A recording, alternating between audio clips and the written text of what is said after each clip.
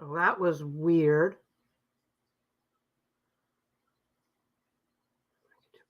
Da, da, da, da, da. Da, da, da. Da, da, da.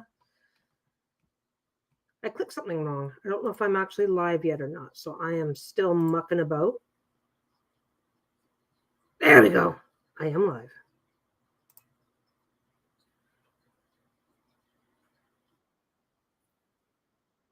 Hey there, long-haired, skinny-eyed toe. How you doing? I I'm working and bored at the same time. Okay, there we go. That's better. Bohemian girl, hi. Yeah, I only started trying to schedule this like 15 minutes ago, so it's no biggie, but it's like I'm gonna go live. I'm being lazy today and going live. It's a lot easier to just settle into work when you've got those little distractions to keep you occupied. So I thought I would go live, but I did something wrong. I'm live now, but you guys were supposed to get like 10 minutes notice. Barely. I'm just like so on top of my shit, you know? Okay. Is this the one I want? That's the one I want. It's still going to do the same thing. That's one. That one. Okay. Ah, there we go. I'm fine. I am just like, I don't even have a plan today. I've got to get some work done. And I thought I'll go live while I do it because it'll be fun. We can pick a topic or we can not pick a topic. I kind of had a topic in mind. I don't know how I got here, but I'm glad I'm here. Total random rabbit hole. This was a total random rabbit hole decision to even go live in the first place. I am still working on these. These are the ones I was working on. When did I do my last live? Tuesday. And then just, you ever do that thing? Nothing's happening. Nothing's going on. Life is good. Life is awesome.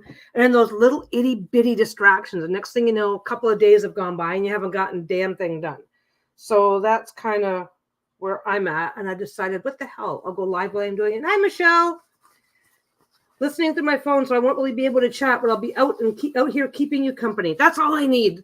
All I need is a welcoming ear so I can just babble my head off while I get some work done. Of course, obviously, let me just take care of this. Obviously, as always, if I don't care about side chatter, I'm saying it funny because I'm distracted. Basically, what I did was I have a light behind me that's perfect, but then you guys see this big freaking halo, the right back there. You guys see a big halo behind my head if I have that light on from the little inset camera. So it's like, I don't know that I actually need the inset camera, but as I move things around, because of course then I'm going to go like this so you guys can enjoy watching me do this stuff. I've got my machine on. I've got my machine on. I've got about half of them done, but I'm still flipping bags and getting my top stitching done. So, like I said, I thought I'd do that. I had a bit of a topic in mind because this couple of no drama, don't worry. But I had a topic in mind of maybe a nice topic for today would be to talk about Etsy, navigating Etsy as a buyer. I'm already covered in thread, so navigating Etsy as a buyer, I come across a couple of things in the last couple of days, and it's like, one from a seller's perspective, and it's like, that's not how this shit works. Why are you trying to do this to your customers? And of course, there's always regular little comments that come up. People coming into either my group. I have an Etsy group for it's mostly for sellers, but sometimes people will come in with a question as a buyer. I don't know if that's helping. No, that light's just making it worse. Turn off. There we go. So I thought that maybe today would be a good day for me to babble on a little bit about a few basics of buying on Etsy, because I talk about I talk about Etsy from a seller's perspective all the time. Like I said, I've got a group for sellers, and people that buy on Etsy don't always get the kind of advice that they would like to get. So what I'm doing here is fighting with this camera. I don't know what we're going to do about this. What I'm doing here is just fighting with the camera. This camera has an adjustment issue. Hello there, Linda. This camera has this camera right here has a bit of an adjustment issue, and it's really slow to adjust. And with me moving around all the time, sometimes it gets all fuzzy. I'm going to back up. I'm going to back myself up. Hi, honey. Yeah, I found the link to the channel. I don't know what actually I found a thing that I'll show you later, but I had the stream listed. I had the stream listed wrong, but then when I swung back into my actual back end on my channel, we're just going to talk tech for a minute. We're using a program called StreamYard to create the stream. It's a lot easier to use. It connects with with YouTube. So I had the stream set up wrong. But what I did was then I went directly into the YouTube account and was able to switch it to the correct setting from there and got it sorted out. Anyway, so just to back up, I am never going to I'm never going to feel like anybody is being rude. If I'm doing something, because I know that I'm working with a camera that's got some focusing issues. If I'm doing something and you didn't get a good look or you'd like to see better, speak up, ask me. Maybe if you go just go start spelling my name and it'll let you fill it in, or just put my name in all caps. If there's anything you want to see, go ahead and today I'm just doing basic work. But if you're ever hanging out with me, and there's something that you want to see, never be afraid to say, hey, your camera was a little fuzzy. Can I get a better look at that? I will not ever have a problem with you for liking something enough to want a better look at it. Okay, now I have to choose my red. I can do this in either red or purple, and I've decided on red because I've got two other things that I'll be able to use the same red for. So I'm going to pick this one, which is kind of a candy cane. It's kind of a candy cane red. It's hard to see from your lighting. The other thing that I've got going on is as I move around, it doesn't matter what I do or how I do it. Like if I just go like this and pick my fabric up and move it around like that, it's going to screw up my sound quality. And it doesn't matter because I'm moving around so much. It doesn't matter what I do or how I do it. I still do have it, and I still do use it, a little clip-on mic. But even the clip-on mic, if I'm moving something around, is going to screw up the sound. So anyway, if I'm explaining something and the sound goes funny, I will not be upset. I will not feel weird or whatever, or be upset if somebody says, "Hey, can you repeat that?" There, that's my little housekeeping for the day. That's my housekeeping for the day. This channel is for fun, and maybe half the fun is going to be making. Thanks. Maybe half of the fun is looking for ways and places where Peggy needs to freaking repeat herself or show things better, and I'm fine with that. Anyway, one of the things now we can okay. If anybody's hung around with me for one of these, I usually end up starting. It's called a meandering stream of conversation. I'll start this off talking about Etsy. If you guys have any questions, I'm happy to answer them. If you guys have any thoughts or observations, I'm happy to answer them.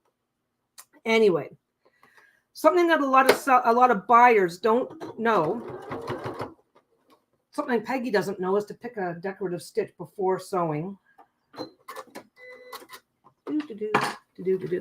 Something a lot of the handbook, the Etsy handbook is pretty big. If you go into Amazon, any other platform, Mercado, Redbubble, they've all got big giant handbooks. So there's a few basic things that a lot of people don't realize. Go over there. So number one, I'm going to start with one thing, because a lot of people don't realize this. A lot of sellers don't realize this. When you're in somebody's shop and you're buying from them, let's just do that one. Don't mind me. I'm just making noise. When you go into a shop and you buy from somebody, as a shop, individual shops are considered individual business. Think of like Etsy is the name of the mall, and then you're going to all the shops. Every shop can have their own policies. So you can have policies that are no refunds or exchanges and stuff like that, right? So a lot of what a lot of buyers do not know is that you can do that. What they also don't know is Etsy has default policies. A lot of buyers don't know this, that Etsy has default policies. So if I have my shop and I have no policy, if I have not created policies of my own, Etsy's default policies apply. And what I see a lot, I actually see this in my sellers group, and I actually kick people out for it. I don't want to give a refund. So I told them I have a no refund policy. Well, did you set up your policies? Well, no, but they don't need to know that. And it's like, if a shop does not have their policies already set on their shop, then Etsy's default policies apply. Etsy's default policies are you can ask for a return or exchange within 30 days, blah, blah, blah. That's number one. I'm just jumping right into this because if I don't, I will talk myself in a big circle and not even touch on it at all. That's number one. A lot of people don't realize that. So if you've ever bought on Amazon, you know how, hi, Sarah. If you've ever bought on Amazon, you know how easy it is to return something on Amazon. Well, it's just as easy to return it on Etsy unless the seller has a no refunds or exchanges policy. So a lot of sellers, though, like to don't set their policies up at all or whatever. Well, I try not to believe everything I hear, but I watched a video where a woman opened a shop and then promptly closed it because, according to her, bad practices on Etsy's part. Here's the thing. I don't love everything that Etsy does. You cannot love everything. Like, okay, my wife is here right now. She doesn't love everything I do. That's just, I like Etsy as a platform. I enjoy it. It works for me. But bad practices, most of the bad practices that people are complaining about is the bullshit that Etsy won't let you get away with. Like on Amazon, you don't even get a choice. It's like if you're gonna sell through Amazon Handmade and the customer wants a refund, you have to say yes. There's no I don't take returns. It's like Etsy just doesn't. I mean, Amazon doesn't play. Neither does Etsy. I can set my policies. Now, my policies on my shop, and there's a reason for this, but I'll get to that. My policies on my shop are no refunds or exchanges. But obviously, if there's a problem, contact me. I will sort you out, right? Having a policy of no refunds or exchanges really keeps the scammers away. That's the only reason why mine says no refunds or exchanges. But anyway, so here's how this works. People consider, and like I said, I see this all the time in my group, and I kick people out for it, where people come swinging in going, they're trying to steal my money. It's like, well, what happened? Well, I sent this thing and it showed up broken, and now they want either a replacement or a refund. It's like, well, so then you fucked up, right? So I'm making this sound, okay, I am making this sound way more complicated than it is. If you have a no refunds or exchanges policy that does not protect you from you fucking up, and a lot of sellers want to go to the dollar store, buy two things, glue them together, sell it, and then get pissed when they've got a problem with their product and people want refunds. So, and like I said, I'm gonna go in circles. I'm probably gonna get repetitive. This is just a hangout anyway. So what I'm doing here is chain stitching. That one stays there. Let me get the next one ready. So what I really need to do is I always say that I need to do it, and I always never get around to it. What I actually need to do is like consider swinging in and being a little bit more scripted so I can stay on point and not meander. So Etsy does allow you as a seller to have your own policies, but if you don't have your own policies, you're defaulting to Etsy's policies, which are pretty much as generous as Amazon policies. This is what people are talking about. Oh, this is a bad practice, because they check out Amazon and find out that they can't say no to refunds, and then they come on to Etsy, expect the same thing. They don't set their shop up right. They do whatever. It's not, I've been on Etsy, 5 years now? I have had almost no problems. We get scammers messaging all the time. Hey, this is your daily Etsy scam message telling me that you need to go, you need to go provide me all this information. But no, Etsy's practices are no better or no worse than anybody else's. Anyway, so a lot of sellers, as a seller, of course, I don't want to give a refund. That's normal. That's to be expected. But a lot of sellers get screwed over because they have a problem with their product. They contact the seller and the seller says, I don't do refunds. Well, as a buyer, please be very, very aware. If you're staying caught up with the circular thinking, please be very, very aware. If the problem, you can have a policy of no exchanges or refunds. You are allowed to have that as a policy. Sometimes people buy stuff, change their mind, and it's a hassle and it's whatever, right? But the reality is that if the problem is that the seller screwed something up. Okay, if I send you I did this just a couple weeks ago, actually. If I send you the wrong bag and you say, this is the wrong bag, I want a refund, I don't get to say to you, I don't accept, I don't do refunds or exchanges. It's like, oh, yes, you do, because you screwed up. But anyway, when you're in somebody's shop, check. When you're in somebody's shop, you'll see right on the listing, oh, no fault of their own. Yeah, because they're trying to sell Disney, copyright violation, trademark. I have not yet, by now, probably close to 1,000 people that I have seen come in. My shop got shut down and I don't know why. Every single one of them, you get them talking and you know why. Oh, sure, shit happens. There's like almost 100 million buyers. There's over 7 million sellers. Mistakes are going to be made. Mistakes are going to happen. And that's just the way it goes, right? But I have seen Christmas time. We always have a big purge at Christmas time because people get overwhelmed with orders and just stop putting shit in the mail. You can lose your shop on Etsy for not getting shit. If you're late on your shipping once in a while, Etsy's fine with that. But if you're late on your shipping because you've taken in 500 orders, 30 of them made it into the mail, and the other 470 are all late, which that happened. Those are the numbers, or close to the numbers that somebody was quoting. I have never met a person who got shut down for no reason where there was no reason. Never seen it. But anyway, when you're buying a product, let me double check on this. When you're buying a product, sometimes they do little updates. Let me just double check where it is right now. So you're buying a product, you click on your product, you're going to buy it, you see your listing. Well, I can show you this. It's just one of mine. There we go. Okay. When you are looking at a product, I can't see this. Let me just, where am I going here? I'm going to that one. Okay. I do not know how to share the screen properly, so this is the best we can get. So you're in your product. There's your product there. There's your listing, right? Now, this is on the computer. As you scroll down, there's my description. Delivery and return policies, okay? Returns and exchanges not accepted, but please contact me if you have problems with your orders. If there is nothing, if that is blank, then that means that Etsy that means Etsy policies apply. So let me get this back over there. So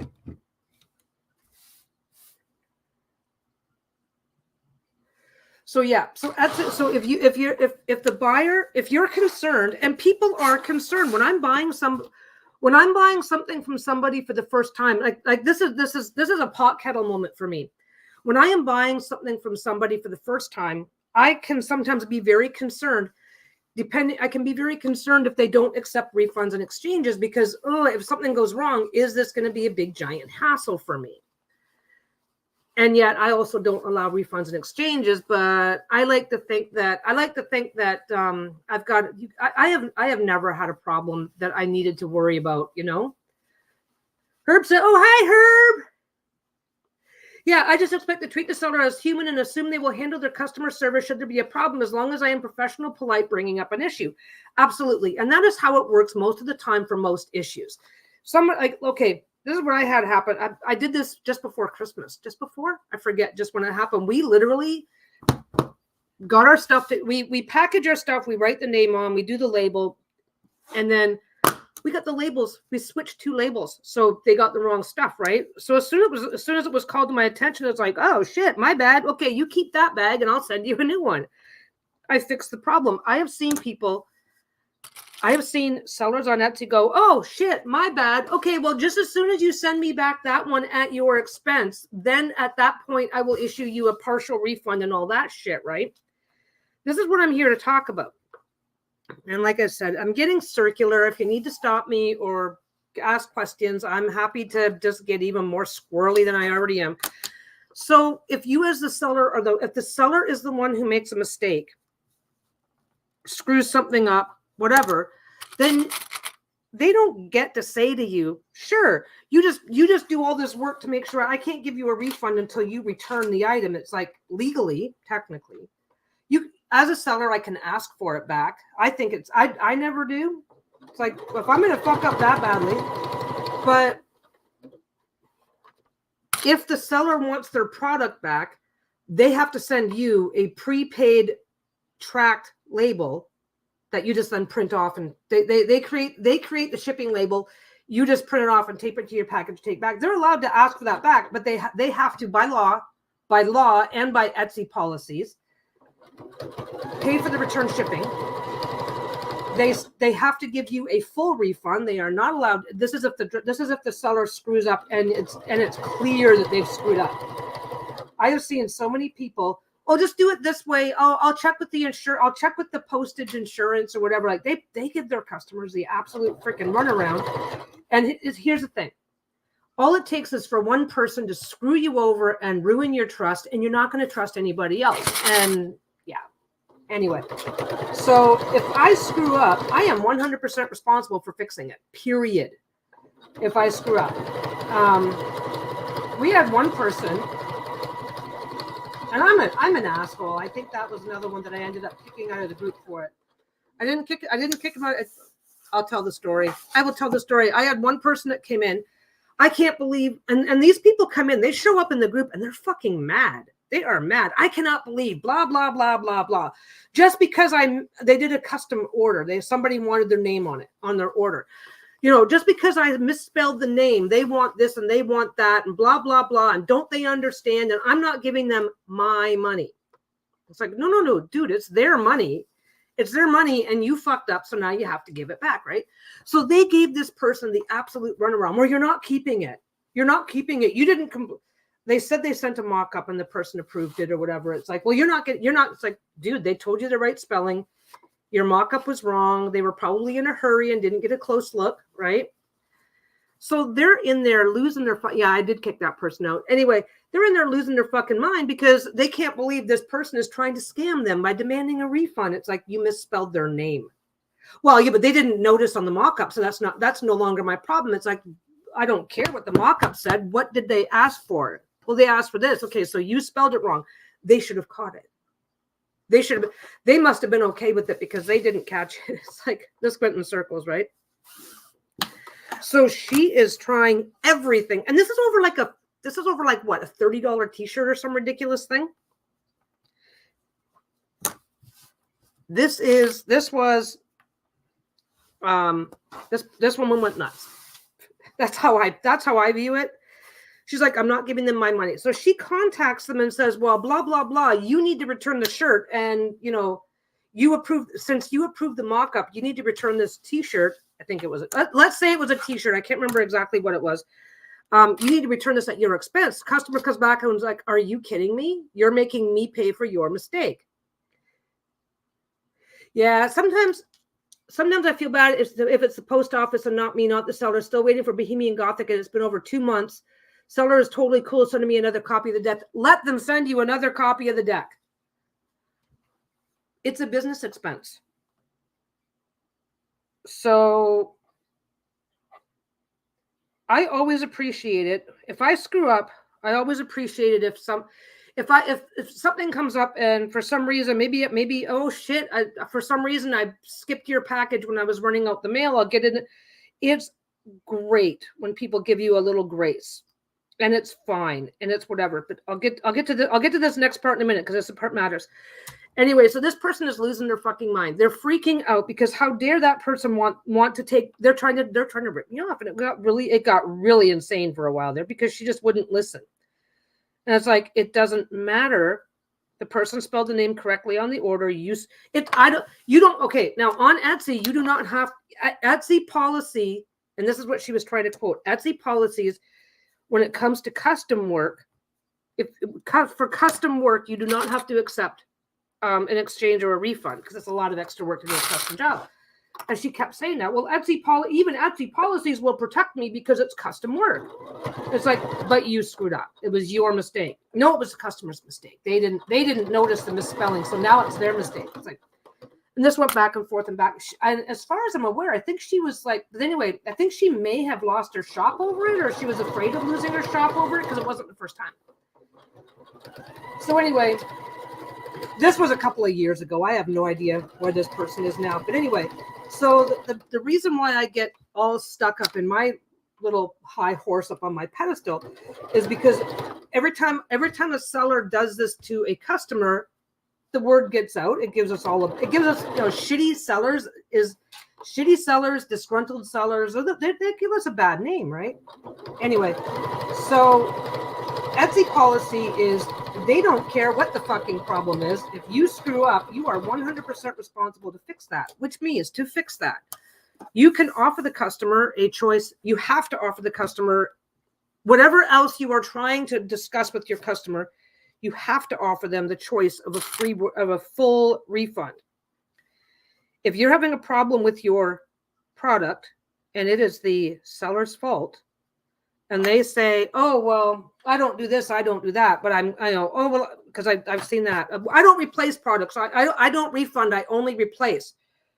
Well, my friend, if the problem is something you did wrong, you offer a full refund, including the cost of shipping, and that's just where it ends. But a lot of I'm skipping through shit because I don't want to bore you with the boring details. But yeah, I get on my high horse because because don't forget, I'm on the seller's side of things, so I don't get to go find that person's customer and say, "Hey, here's your rights." It would be a full-time job just to even try. So you just have to hope that the buyer knows their rights. Anyway. So yeah, if you're a buyer, somebody makes a mistake. Obviously, if somebody makes a mistake, I say, "Oh, hey, this is a mistake. This is what happened, yada, yada, yada." But because I'm an experienced seller who knows what the rules are, I know when I'm being bullshitted is a thing. And I see way too much of that. "Oh, well, here's what I offer." It's like, you didn't offer me a refund. So no, you didn't. You're not doing this right. And I've only ever had to call somebody on it once. And I did it politely. I said, "Oh, but that's not going to work out for me. So I do need that refund." And they probably took a look, realized I was a seller myself, and went, "Okay, here you go." I don't know. Anyway.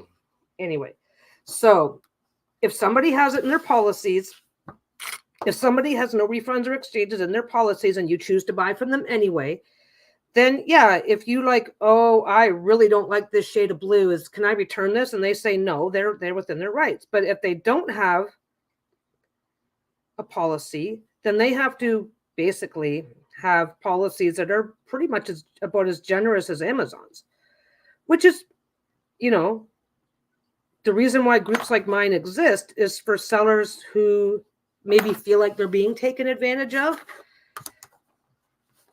to come in and find out how to do a better job. Because if you come to me and say, "I just didn't like that and I'd like to exchange it," and I say, "Sure," then I can ask you to pay for the return shipping. But if it's my fault, then it's my problem, not yours. Anyway. Yeah, I can rant about this hey Holly, I can spend way too much time ranting about this.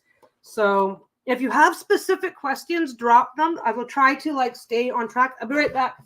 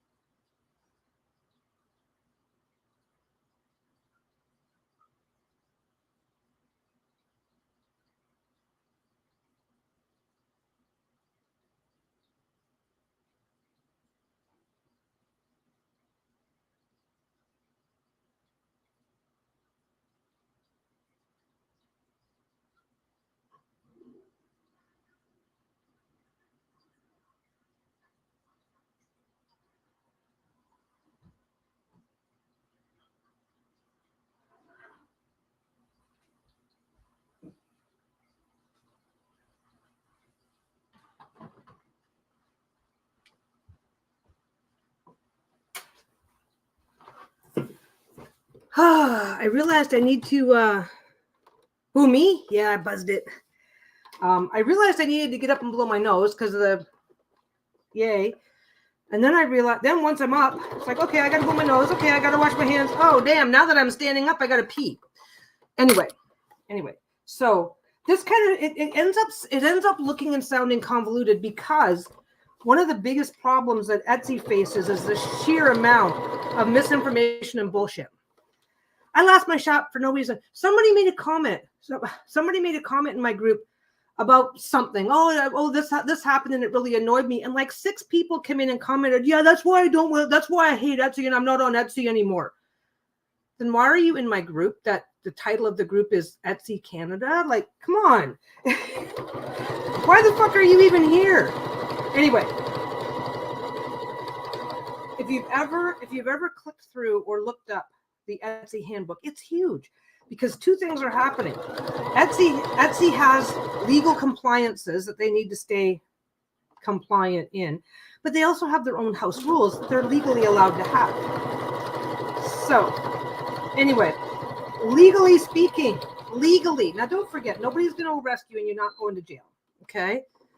Let's be very, very honest about that. If you tell somebody that you're not willing to give them a refund and blah, blah, blah, you're not going to jail over a $20 item, which is fair enough. But from a legal perspective, you are required to. It's written into anti-competition laws, consumer protection laws, yada, yada, yada. Etsy doesn't fuck around with the law. So if you're doing something that is technically illegal, like selling people shitty products and then refusing refunds, that's going to get rid of you. And then you're going to show up in a group like mine trying to get sympathy going, Etsy shut me down for no reason. I did a video. I have a little Etsy rants channel that I played with. I haven't really, as I think of things, I put them up. So I had my big initial first one, and I did a video on Etsy shut me down and I don't know why, and a video basically going over some of the main reasons why. Anyway, this whole policies issue, or rather the fact of how policies work being turned into an issue, is like the people who go onto a fandom page to complain about it. Like, if you don't like Star Wars, stay on a Star Wars basis. Exactly. And I get this on Etsy all the time because people open an Etsy account assuming that they're going to make $1 million in 3 weeks and then get really pissed. Like, I don't know how to describe this. Etsy is beginner town. Etsy is a great place for people with no, I didn't have business experience when I started the shop. It's a great place to get started, gain experience. For me, it was a side gig. This is not some high-end business that I'm trying to run here, right? Oh, hey, Robin, how you doing? So that's just the way that works, right? But a lot of people come in thinking that they are going to, they come in, okay, you start your little side gig. And of course, absolutely, you start your little side gig and it's like, it would be really cool if I could pay my bills with this and quit my day job. Of course it would be cool. But people come in expecting it and then getting all kinds of butthurt when it doesn't happen that way. Because for most of us, it's not going to happen that way, right? Anyway, so this whole policies issue, because Etsy is one of the, I think Etsy is one of the few platforms that will let individual sellers have their own policies, as long as my policies are compliant with Etsy's policies. And this is somewhere else that people get themselves in trouble. My policies have to be compliant with Etsy's policies. I'm allowed to say no refunds or exchanges. That keeps scammers love to see a shop that accepts refunds or exchanges because it's a lot easier to mess with them. But here's the thing. It's what I've already said like 16 times because I'm not repetitive. You're repetitive. It's all about you. Oh, yeah, shit, it's not easy. Okay, it's easy, but it's not. For me, it's a side gig, right? So if I'm not working, I'm not earning. But anyway, so I lost my train of thought. This policy thing, Etsy allows sellers to set their own policies within reason, but the policies have to be within reason, and the policies have to comply with Etsy's policies. Etsy's policies are that if you are the one who's, if I am the one who screwed up, like I said, I sent the wrong packages out, right? If I'm the one who screws up, I'm the one that is 100% responsible to fix it. Now, we contacted, like I said, we sent 2 packages to the wrong people. This happened just before Christmas, right? Now, I contacted them and I said, hey, I screwed up. This is what I'm going to do. Now, I'm pretty sure both of them were people that had bought from me before and that I've seen around in social media. So I just made an assumption that I'll just go ahead and send you a proper one out, blah, blah, blah. If either of them had come back and said, no, I would like a refund, please, I would have given them a refund immediately in full. Because Etsy's policies are that if you make a mistake or screw something up, a full refund, including the cost of shipping and any other add-on charges, full. So if you buy a bag from me, right? So let's say you're buying the bag, $20, spend $20 for shipping, and you've asked for some special accommodation for $20. That's $60, right? I screw that up and send you something all fucked up and you're like, hey, this is no longer going to work for me. I need a refund. I need to give you all that money back. I don't get to cherry pick what I'm willing to give you. That's how it works. That's how it's legally required to work. People get up and I said no refunds or exchanges, so I'm not doing that. The best I can do for you is to give you, and they will offer, I will give you 50% back. Since you've still got a bag you can use, I'm going to give you 50% refund. It's like, nope, that's not how it works.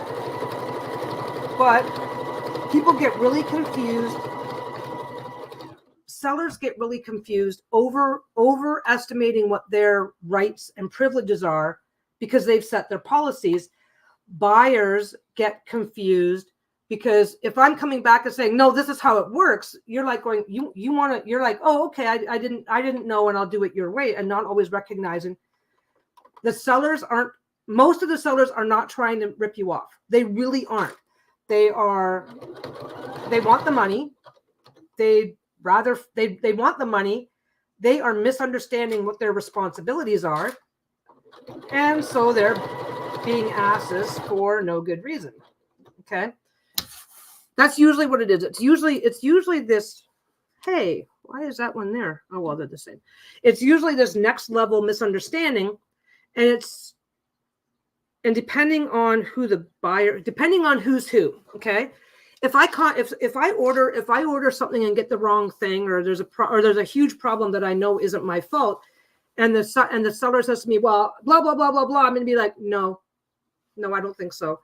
And then if they say, well, that's just how it is, those are my policies, it's like, okay, well, that's not your response. That's not how your responsibilities in this work. So I'm just going to go ahead and open a case, right? Yeah. Oh, I'm sorry. I'm rereading the same. I'm rereading the same comment. There's some shops that are fairly easy to run if you're doing digital downloads and stuff like that. But no, there's a certain level of work. But there's also a level of responsibility, and a lot of sellers would rather fight with you over a $20 item than accept their responsibilities. And for some of these people, it's because their shops don't do, oh, Backyard Naturalist Tarot, hello. So the way that works like I said, the way it works for Etsy is that if anybody's got any experience buying from Amazon, and I think by now, 20, 30 years in, most of us do, and you know how Amazon policies work. Well, the number one rule of Etsy to always remember as a buyer is that if the seller has made a mistake, you ordered the purple and the green showed up, whatever, right? That you have the exact same options. And if the seller decides to dig in their heels and be a dick about it, you can open a case. And if the seller is being a dick about it, don't walk away from your money. Don't walk away from your money, because I'll tell you right now, we kind of complain. Some of us sellers complain behind the scenes that those kind of sellers kind of wreck it for all of us. Disgruntled sellers have done a lot to really damage Etsy's reputation over the years. And so it's frustrating for everybody else. And like I said, I don't love everything Etsy does. Of course not. You can't, if you saw their handbook, it's impossible to love everything that they do. But anyway, that's the number one thing. I'm beating that one to death because I can, and that seems to be the biggest problem. Another thing to understand as a buyer, one thing to understand is that after 100 days after your expected delivery date, if you're having a problem with your product, you have 100 days from the estimated date of delivery to open a case. If you're like, and I've seen this happen where you're, oh, I keep sending them messages, I keep asking for updates, I keep this, and they're not responding. It's because they're trying to run out the clock. They're either hoping to ignore you and you'll go away, or they're trying to run out the clock so that once 100 days hits, you can't open a case. Etsy locks it out. Not if something happens. Okay, so you bought a bag from me. There's a problem. You wait for 4 months. That's like 120 days, right? And you say, Peggy, there's a problem. And I'm like, it's been 4 months. I can't really help you. Whatever. For some reason, I'm being a dick about it, right? And you go, that's fine. I'm going to open a case. It's like, okay, because Etsy locks me out. I can't control that. I can't. And I think it's after 6 months. After 6 months, I'm locked out. I can't refund you even if I wanted to. I have to double check on that because I give refunds. I've only had like, in 5 years, I've had one case open against me. And that was because the person gave me the wrong address and then wanted to make that my fault. It's like, I'm sorry. I have no idea where your package is. I have no idea what you want to do about it because I am not sending you more. I'm not sending you more stuff when you don't even know where you live. So she opened a case and it's like, dude, just ask me for the fucking refund. What's your problem? Anyway, because she was trying to argue that I needed to send her more stuff. And it's like, But anyway, that was like, but see, that's what happens that was like my 5th or 6th sale that happened. So it's like, did you give me the wrong address or is that just what you're telling everybody? But anyway, she got her refund. And it's like, okay, sure. Here's your refund. Don't ever buy from me again. Okay, bye. But anyway, that is the worst situation I've ever had happen on Etsy. And that was like I said, in the first couple of months. But anyway, so understand that you order your product. Etsy estimates, because things can get delayed in the mail, right? So Etsy estimate says you should be getting your product in 5 days. So that's 5 days. And then say like over the winter time, snowstorms and stuff like that, it's like your item is delayed. A month later, you still haven't got your item is delayed. You've used up 30 days of your 100-day time limit, right? And then you contact the guy and they go, well, it can take up to 3 months. Let's wait. Open your case immediately. Because as soon as it hits 100 days, there's nothing you can do about it. Etsy will not even let you make the complaint. This is kind of especially important. Oh, family crisis. Well, you take care of yourself and make sure that you're okay. Don't forget, you secure your own oxygen masks first. Lisa and I say that all the time. I hope you're okay. I hope the people that are having an issue are okay. And I will see you on the next one. Anyway, so the 100-day thing, if I send you a bag and you contact me 5 days later and I say, oh, well, can you wait for 100 days? Like, it's a very rare thing that happens, but I have definitely, and again, I've kicked people out for it. Oh, I can't believe they want this, this, this, and this. I'm just going to avoid them until their 100 days are up and I don't have to worry about a case. Okay, out of the group you go. Shit. I should probably make these the right size. There we go. So that's another thing. A lot of times what happens, and I can't believe this one happens. There is okay, let's face it. There's like 7.5, I think. I'm not sure how many sellers there are right now. I'd actually have to go look it up. There are millions of sellers on Etsy. My group only has like 8,500 people in it. And let's face it, a lot of times people don't join groups. People don't go join groups or go looking for answers or get onto forums until they're having a problem. And that's usually when you find out whether or not do they have a problem or are they the problem. So don't forget, this is not as endemic as I'm making it sound like, because if things are going well, if things are going well, you're making your money, everything's going smoothly, nothing bad is happening to you, your customers are great. Why do you need to be in a group in the first place? I ended up with this group. I didn't even start this group. Somebody else was like, I don't want to do this group anymore. And I said, well, I'll take it over if you'd like, because I was just really enjoying the information that I was getting. And the group that group, I was enjoying the information I was getting, and it was a much smaller group, and it was information specific to Canada. Because if you're in the States, there's different.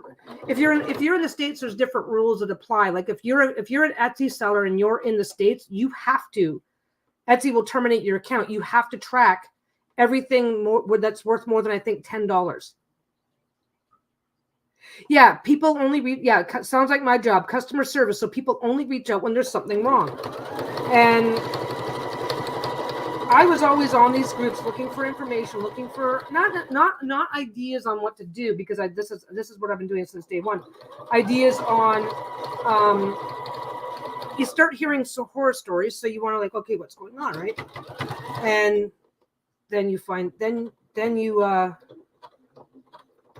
I had the time for it, right? This is just a side gig for me, so I did it. Anyway, so keep this in mind. I am talking about, and of course, but when you're looking this up on social media, you're not going to find everything's great, no problems here, what's wrong with you? You're not going to find that, right? You're only going to find the extremes of the experience. So this is where I change. Okay, this has already been all chained together, because now I just like doing it this way.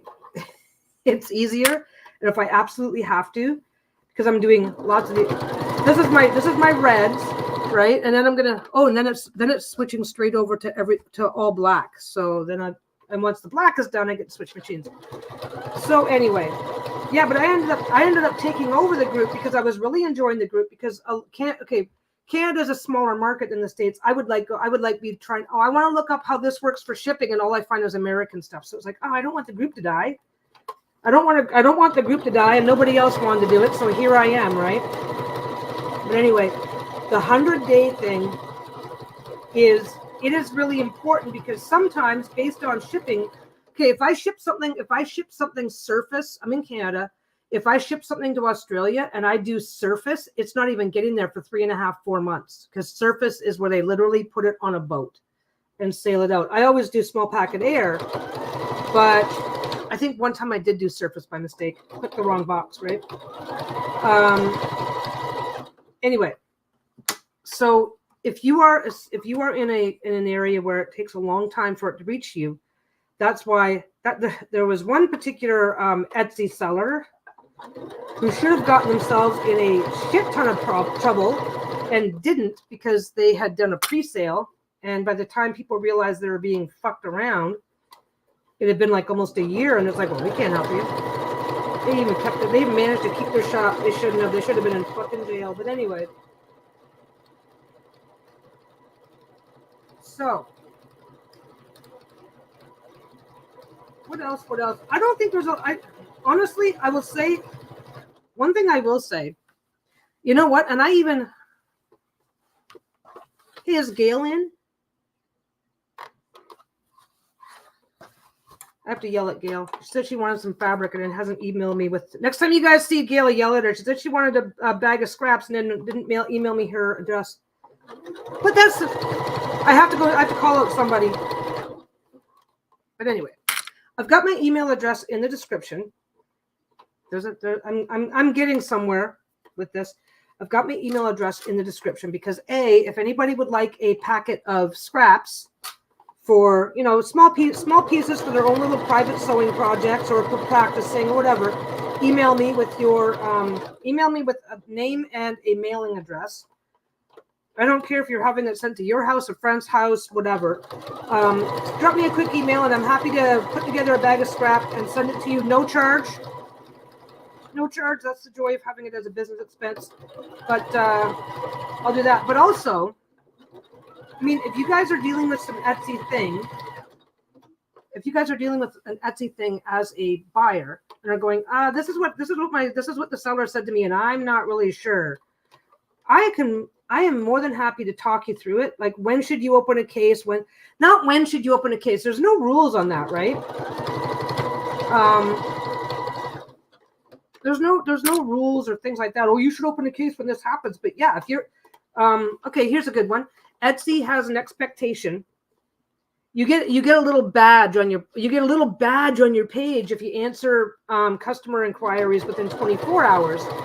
But Etsy has a very clear expectation that you should respond to your customers within 3 business days. Now, business day is Monday to Friday. So if you message me on a Friday, then it's Monday, Tuesday, Wednesday, because the weekend doesn't count, right? So business days.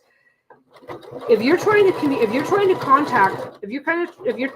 an issue and you're trying to contact the seller and say, hey, this is an issue, I need this, and they're not responding to you, and it's been more than 3 business days, then now if it's somebody like, because even when I was sick with COVID, I still checked my mail every 2 or 3 days, my messages, then yeah, it's probably, depending on the situation, but it's probably reasonable at that point to consider opening a case. Because if the seller won't talk to you, then obviously you need to talk to Etsy, right? I was going to say something else. I was just going to say one other one. I can't remember what it was. But, and if,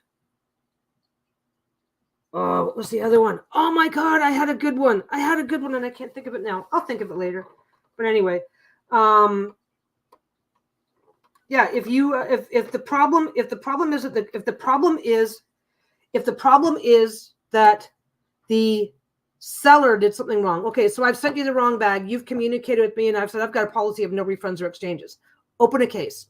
Don't even waste your time, because as a seller, it's my job to know my responsibilities. If I say to you, well, I'm only going to give you a partial refund, open a case. I will only do an exchange, and only if you mail back the original one at your expense. Open a case. I see this a lot. Just a second. I just touched my nose.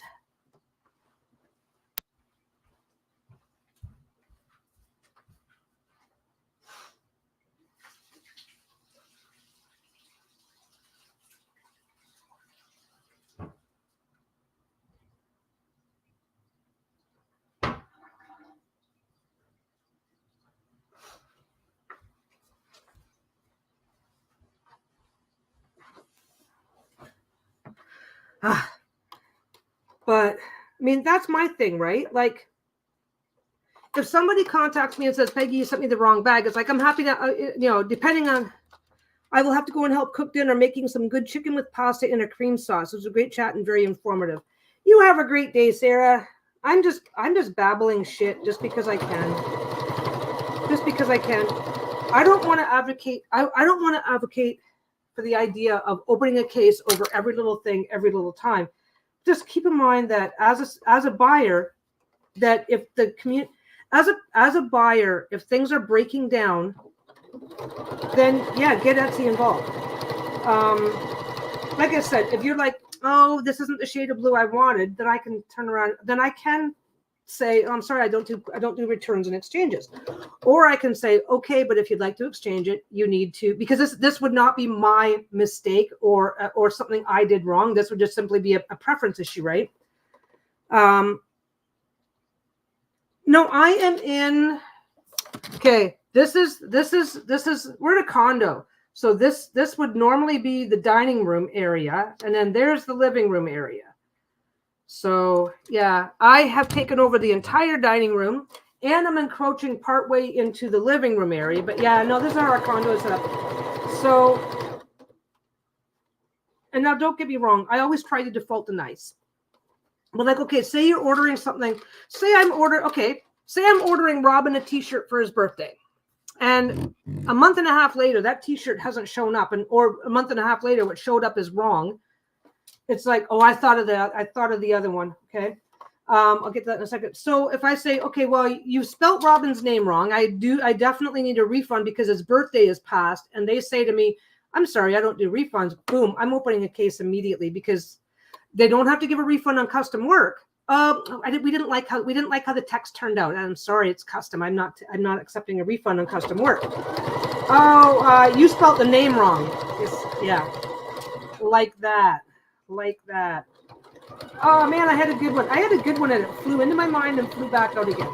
Anyway, I am really harping on who made the mistake when, where, and how. But what I'm also going to harp on is if that seller does not have policies, then it's the same policies that it's basically very, very similar to Amazon. And it's like, if you're willing to accept a return or an exchange, you don't get to change the rules midstream. Something else that's a pet peeve of mine. A lot of sellers try to compete by advertising. If you look at any listing, it'll tell you when it's going to be in the mail. Now that the ships by date is the date you give me the order, and that is the date by which I will have your item finished, prepared, packaged, and in the mail. So if I have a 24-hour turnaround, that means if you order your item from me today, it's going into the mail on the next business day. So what a lot of people do is this actually can end up being a really big one because I've seen it happen, and it is Etsy shut me down, and I don't know why territory, but it is illegal to win the business based on untrue shipping claims. So if they say to you, it'll be in the mail in 24 hours, and 3 days later you still don't have your tracking number, or still can't tell that it's, the order's still not complete, you don't have your tracking number, and you contact them and you say, why is this not in the mail? Right? It's illegal. They lose their shop the first time they're caught doing it. And they just really count on customers not knowing that. It's like,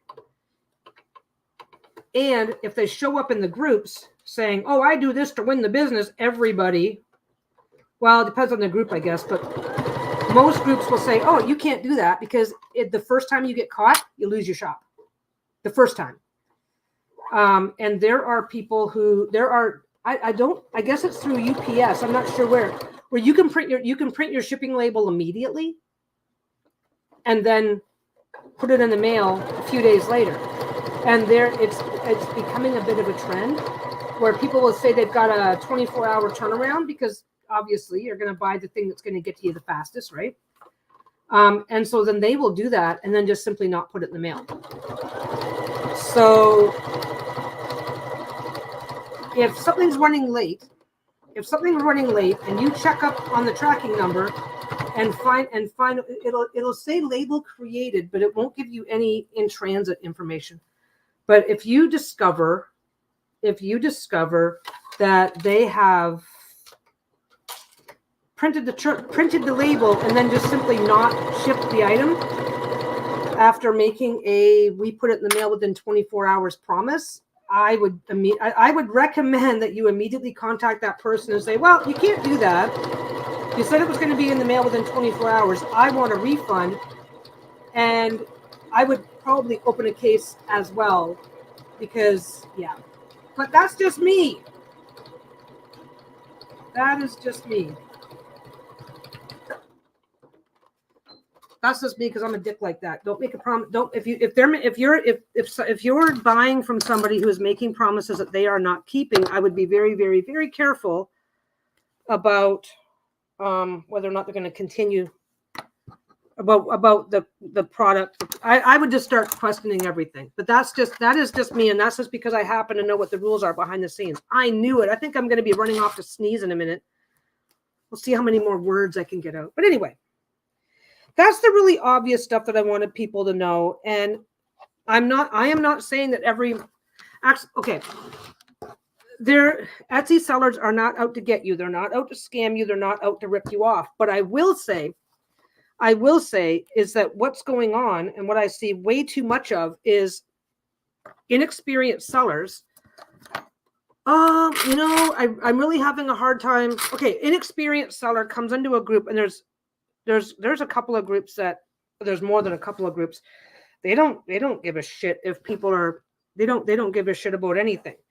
So they'll come into the groups and they'll go, "Oh yeah, I'm not really sure. I really want to be able to compete effectively, but I'm having a hard time doing the 20 shipping. I'm having a hard time actually getting my stuff in the mail." And then all the fucking asshats out there show up and go,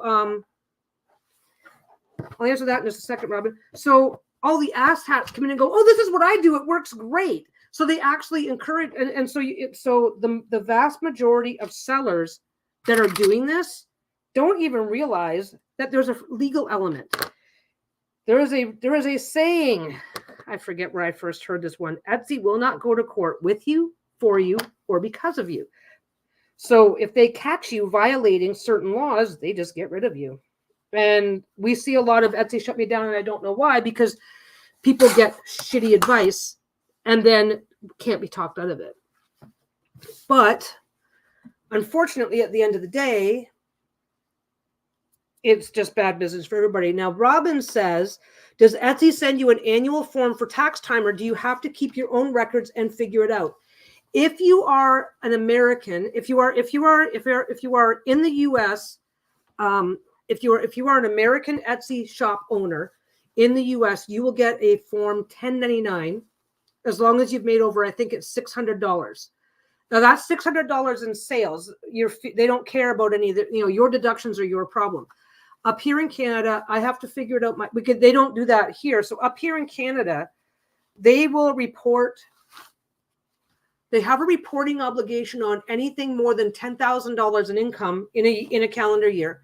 So if I make more than $10,000 in a calendar year, they have a reciprocal tax agreement, which means that they will inform the Canadian government that this person that owns this shop made this much money.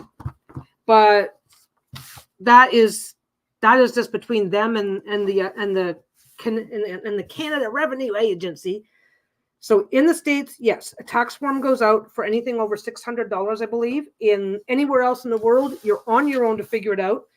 If your country has a tax agreement, Etsy will provide they don't report on each person individually.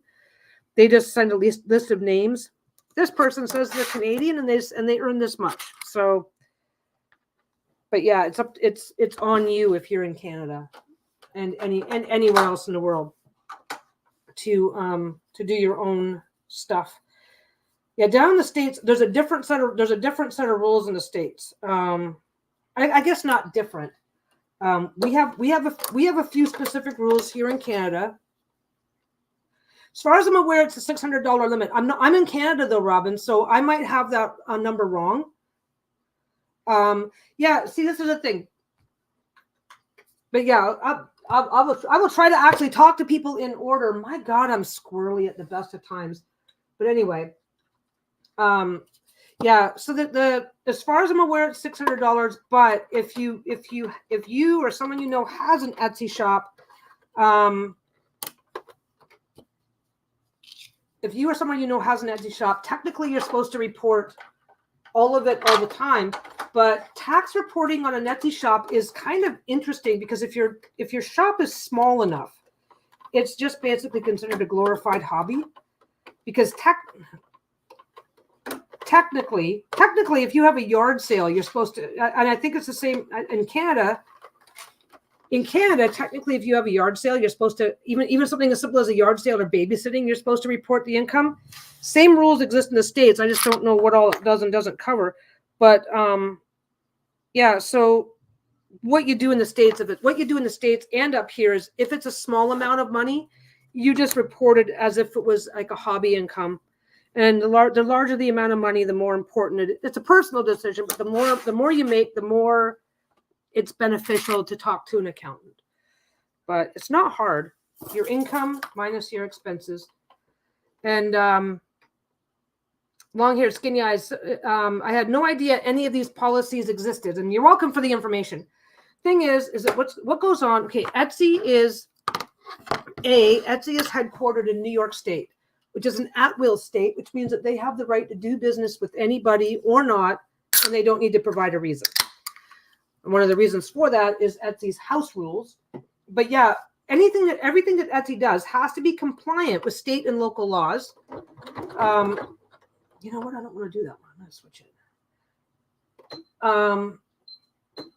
And again, I'm only providing a snapshot. Okay, I'm only providing a snapshot based on some specific things. I wouldn't just run out and be opening a case everywhere all the time or stuff like that. If something goes wrong, I'm going to talk to the person, say, hey, this happened. But depending on the response I get, being a little bit more experienced, both as Lisa's the experienced buyer, but being more experienced as a seller, knowing what I am and am not allowed to do as a seller, I'm going to spot the bullshit quicker, right? But I think I get all up on my high horse sometimes because I just get up on my high horse. That's just what I do. But yeah, Etsy is not the big bad monster. It's shitty people being all butthurt because Etsy didn't make them rich. That's usually the problem. Do you get to write off part of your rent because you're set up in a separate workroom? Yes, I can. The way this works up here in Canada, Canada and the US have very similar tax laws. The tax rates are different. I know there's some very key differences, and I wouldn't know about those, but the basics. I get to write off whatever percentage of my home I am using for my business. I get to write that off. And since our upper limit is 20%, and I'm easily using 25% of the house, because I've also got this whole area is my workspace. And then half of my bedroom is where I'm storing all my extra fabric. We can also write off a portion of, I don't think we write off that much. We can write off a portion of our electric because I'm working from home. We can also write off a portion of our internet because I rely on the internet to do my business. But I also get to write off, obviously I get to write off my supplies, my fabric. This is one thing I've never understood. People that go in and bitch about the fees. In order to use the Etsy platform, it costs me 6.5%. They take 6.5% of every sale, which is fine, but it's all a write-off. I mean, I don't have to pay taxes on that portion of my income because it's part of my expenses. Credit card fees. Yeah, I get to write off quite a bit. If I buy myself a new machine, I get to write off part of that. Well, I get to write off the whole machine, and they just have this system where you can only write off X percentage per year or whatever. So yeah, lots and lots. It depends on what you're doing, right? It depends on what you're doing and what your product is. But any materials is a write-off.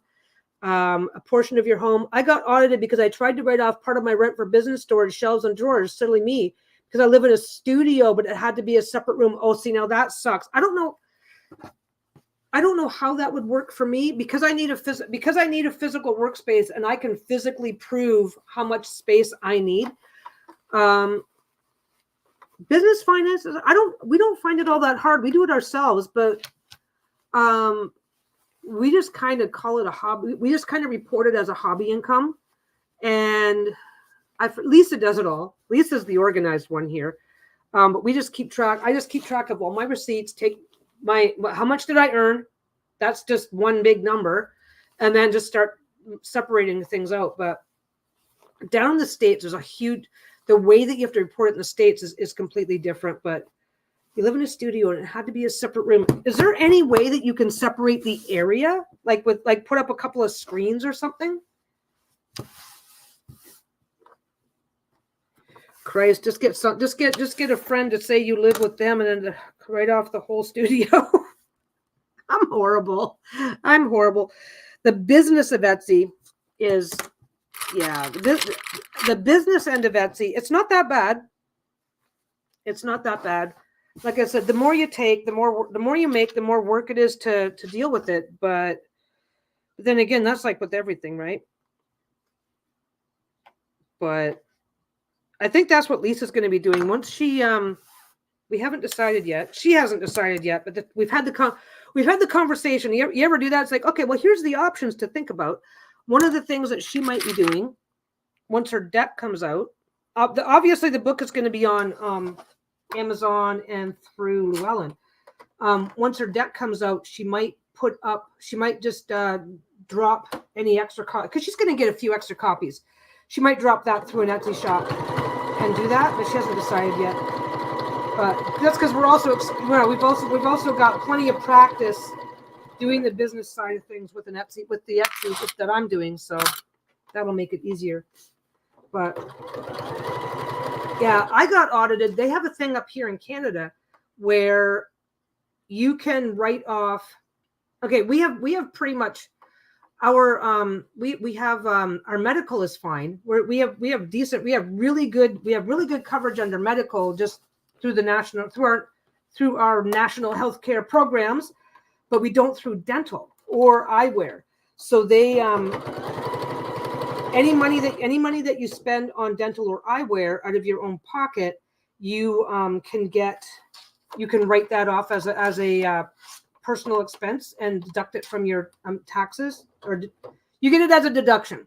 And when we did that, I had a bunch of dental work done because I hadn't been to the dentist. I hadn't been to the dentist properly for years and years.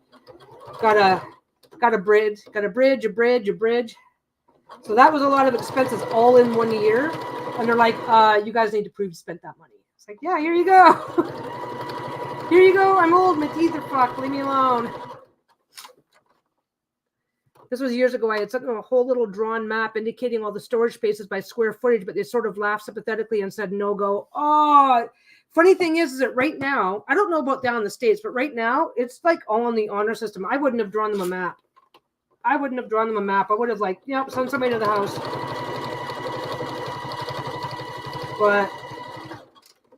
But then again, if you get too belligerent or too whatever,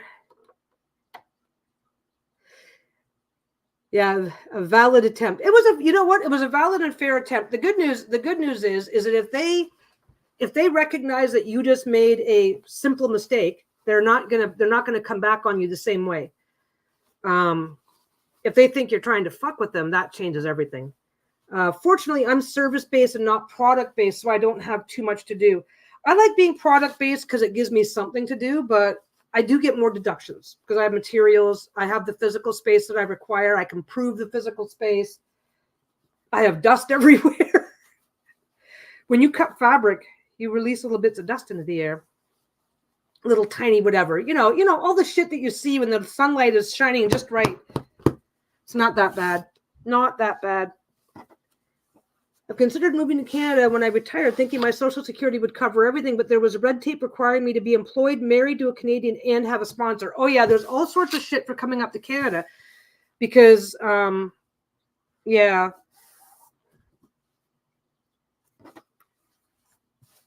The unfortunate problem, and you need to look this up, if you are an American considering the possibility of retiring to another country full-time, there is a rule in place, and I'm not sure.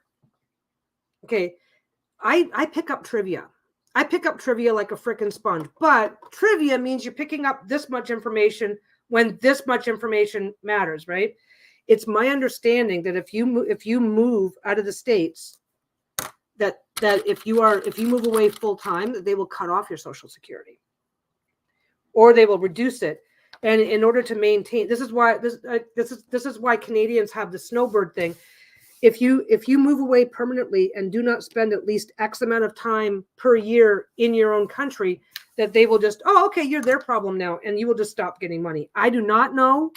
I know that's how it works in Canada, and somebody told me it's the same way in the States if Americans try to take their Social Security and go somewhere else. Because there's plenty of countries in the world that you can just move to. Canada would be nice because Canada is really close, but there's people that have been screwed for basically immigrating to another country. Medical in Canada would have been fine. You would have just went ahead and basically you would have gotten to come to Canada.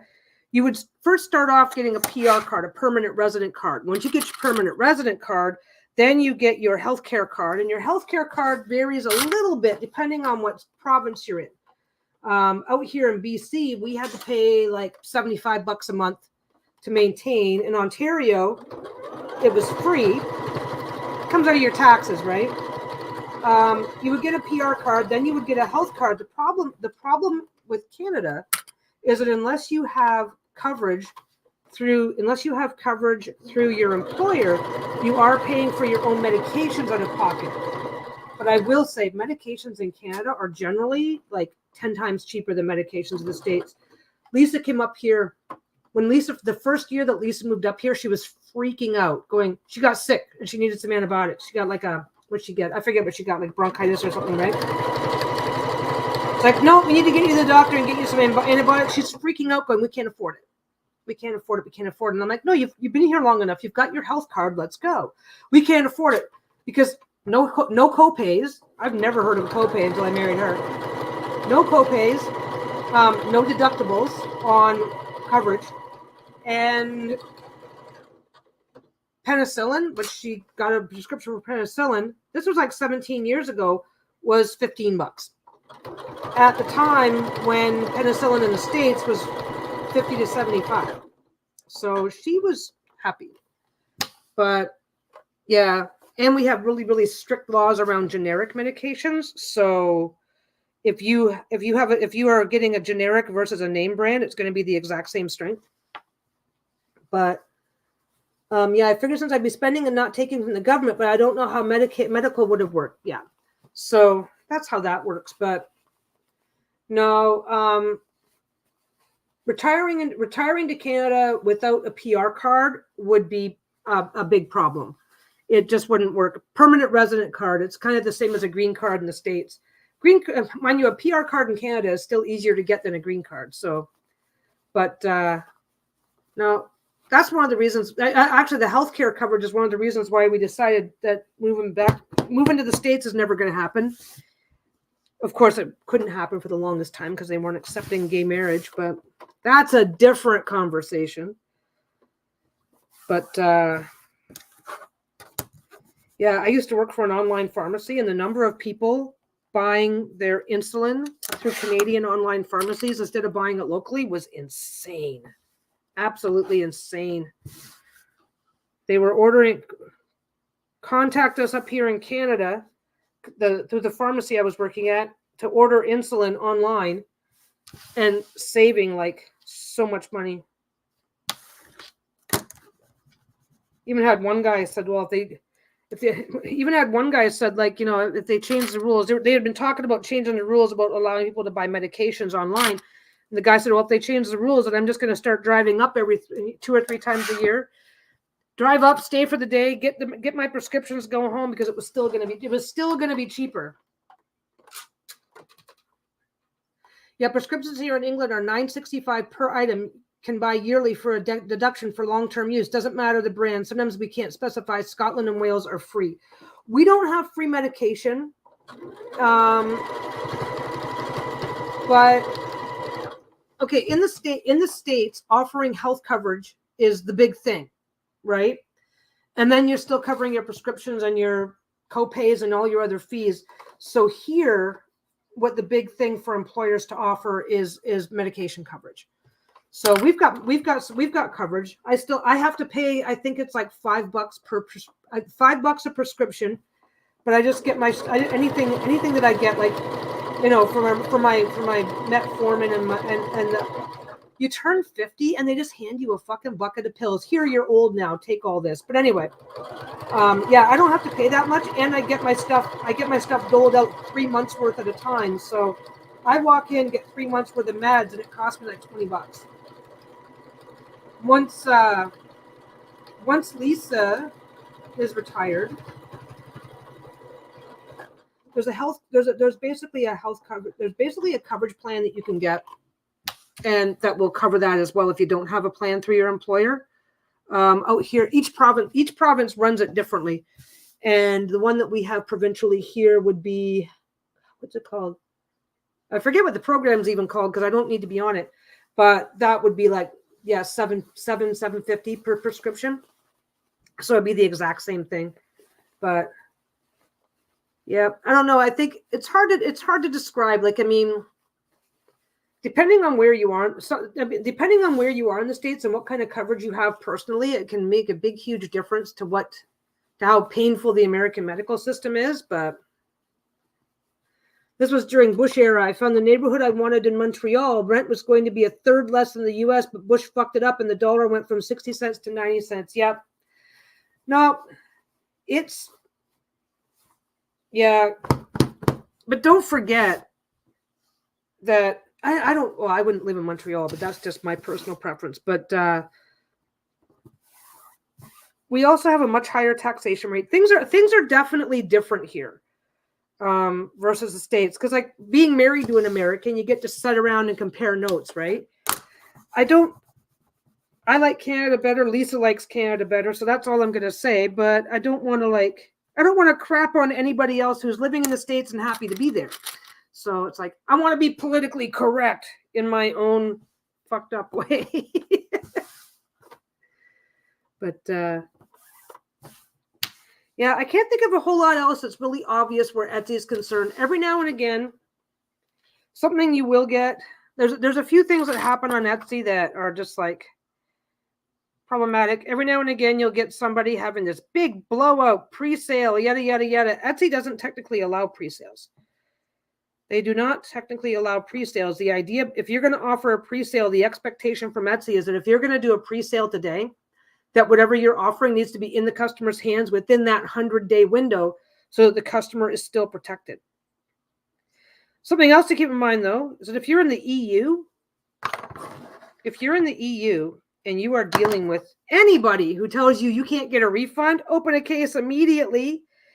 The European Union has some of the strongest consumer protection laws. Do you ever miss your Paranormal Pondering show? I do miss it, actually. When I switched over to the sewing, when I switched over to doing just the sewing, because those videos were already old and weren't getting any traction, I went ahead and privated them all. I didn't want to play games, but I also didn't want to just abruptly switch to sewing and then have people go, what the hell's wrong with her? She was doing, you know what I mean? I don't know how to describe this, right? Anyway, I've just recently made them all live again. The problem that I had with the ponderings, it's logistics. I loved doing it. I loved doing it. Absolutely adored doing it. The problem that we had with the paranormal show was that in order to share all the links that we were sharing, I'm not sure if you remember, Robin, we would get onto a topic and then we would have links ready to go so we could show the pictures and stuff. We would get onto a topic showing all the links. Now that was my job and that part was fine, but I couldn't go live. I couldn't do a Paranormal Ponderings without Lisa being,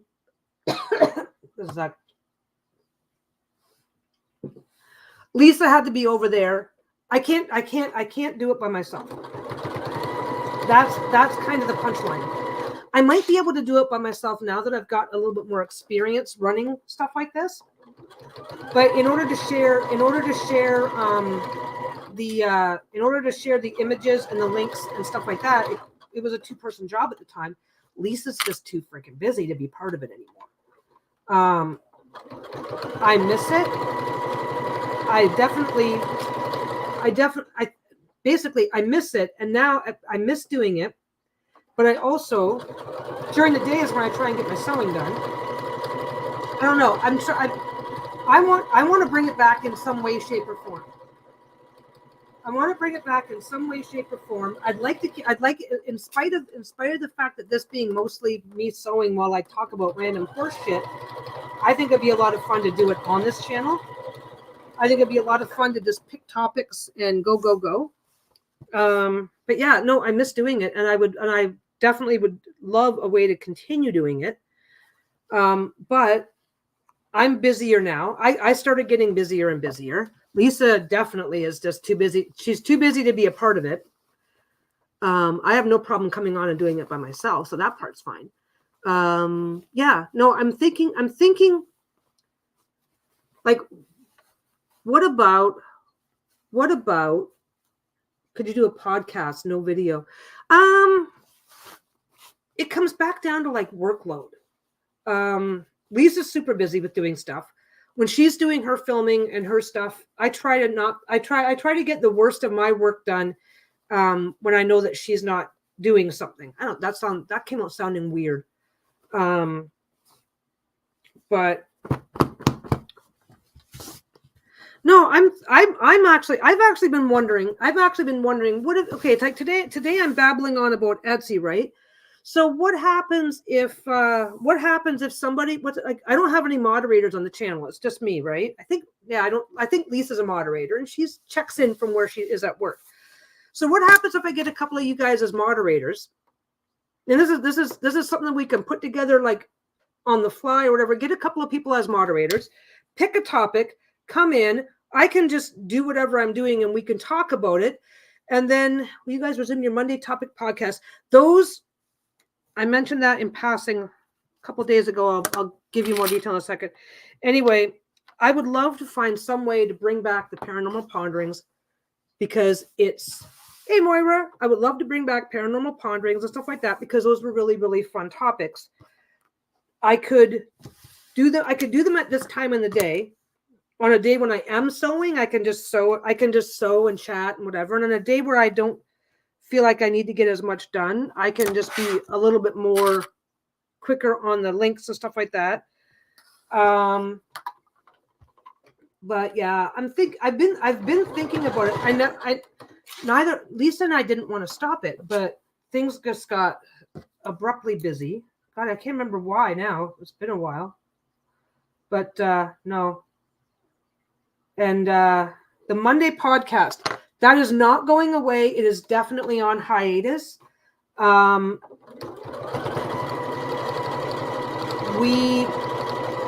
not we. Okay, it's a we project that Lisa and I do together. Neither one of us wants to do it by themselves. And Lisa is just insanely busy right now. The book is coming out. She's not the book is doing what the book is doing. But she is there is going to be like 1 or 2 rounds of minor edits to take care of.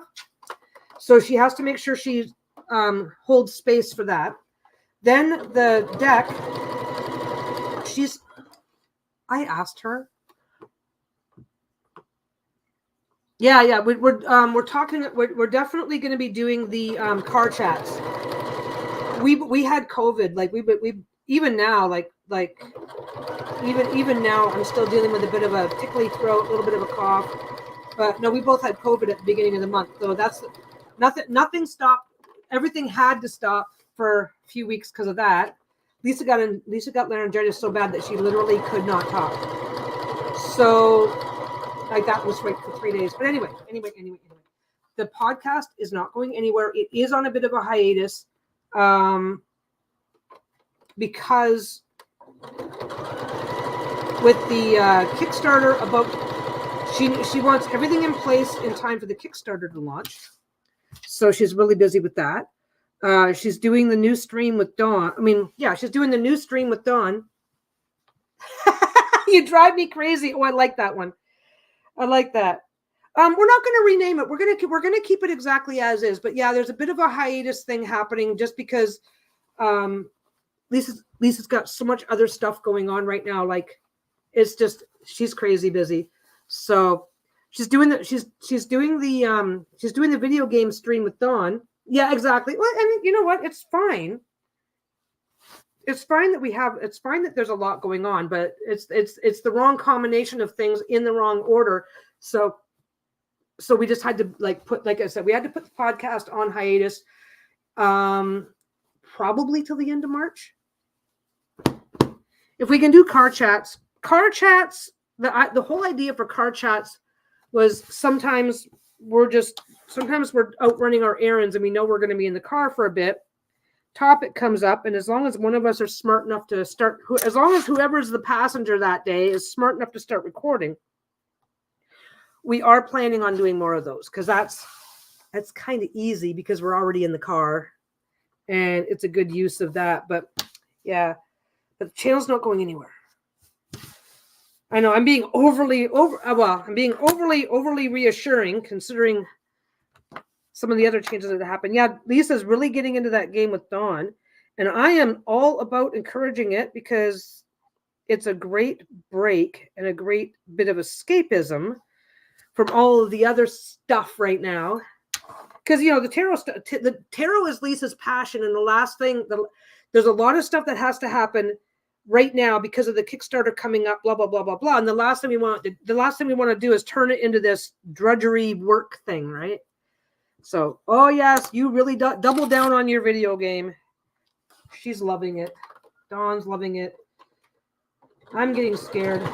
They're vicious. Has anybody seen their Romancing the Pale Elf? Lisa and Danny are working on a project right now called Glitter and Gumbo. They are right now, right this minute, they are still working on it. I don't have a ton of information. It keeps her of my hair, so to speak. No, it keeps her of her own. I'll go. I'm gonna be all over the place. It keeps Lisa out of her own hair, so to speak, because I don't know. I don't. We check in on the topic of burnout a lot because she does so much, and picking up COVID right after Christmas the way that we did definitely started to feel like burnout for both of us. And I don't do nearly as much as she does.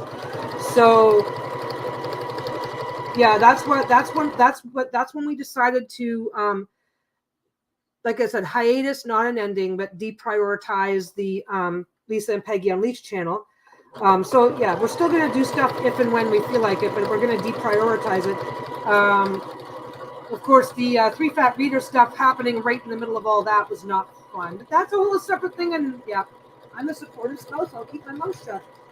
Anyway, so they are working on a collaboration called Glitter and Gumbo. From the looks of it right now, they're not going to start another channel. What they'll do is they'll just take turns going back and forth. Yeah, I am so burnt out. Don't go there. Yeah. You know what? You can get burnt out over the simplest things. You can have a 5. Okay. Like doing the dishes. It's what, 20-minute chore? 20-minute chore? I get so burnt out on that because I've been doing it for like 45 years, 50 years, right? Super easy. It's super easy to get burnt out on a thing. And the trick is to not get burnt out on everything all at once. So yeah, Lisa and Danny are thinking of their, I don't have all the details, so I don't want to end up saying something that's wrong or getting people thinking that it's going to go one way when it's going to be something different. But yeah, they are going to be visiting each other on each other's channels on a regular schedule of some kind. And I'm making the assumption that it's going to be somewhat similar to what they were already doing, but I don't want to speak for them. So yeah, I haven't had any content on my channel in ages, but I'm learning to not stress out about it. It'll happen when I feel like there's something to happen. Oh, fuck yeah. Fuck yeah. You know what? The worst thing you can do. Okay. For me, I had this big major thing. I don't know what to call it. It's like I had so many ideas for content and I didn't know what to do with them all. And I also didn't want to clutter up just one channel. I created an Etsy channel because I knew it's like, oh my God, I forget what was going on. Etsy was making some changes. People were losing their minds. And it's like, I need to make some videos for Etsy sellers to do whatever. I started a channel for that. And then it's like, and I knew I had this much content. And I knew that once I knew that once I got most of my thoughts out on a video that I was probably going to lose interest, wander away, run out of topics that are relevant, that I feel run out of topics that I feel are important and relevant or that matter or whatever. And that's exactly what I did. I don't think I put a video up on that in months. I did have high hopes for the tarot channel, and then I got busy with other stuff. And then I also realized I can come on here any time of day or night and just do readings here.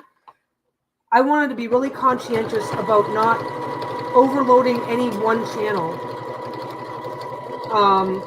Any one topic into the same channel. It's like, fuck that shit. I don't need to do that.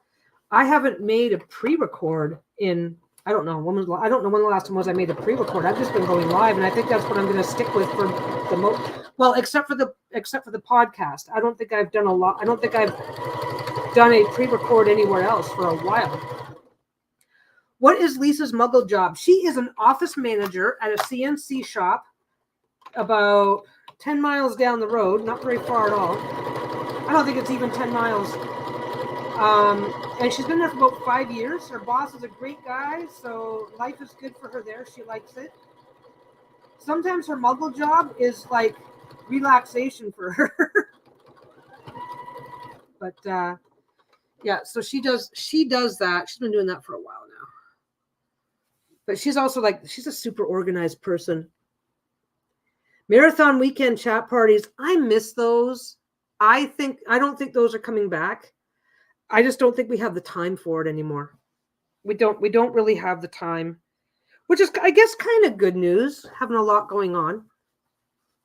But yeah, no, like I said, COVID hits and I'm feeling burnt out. And yet Christmas is usually a slow time for me.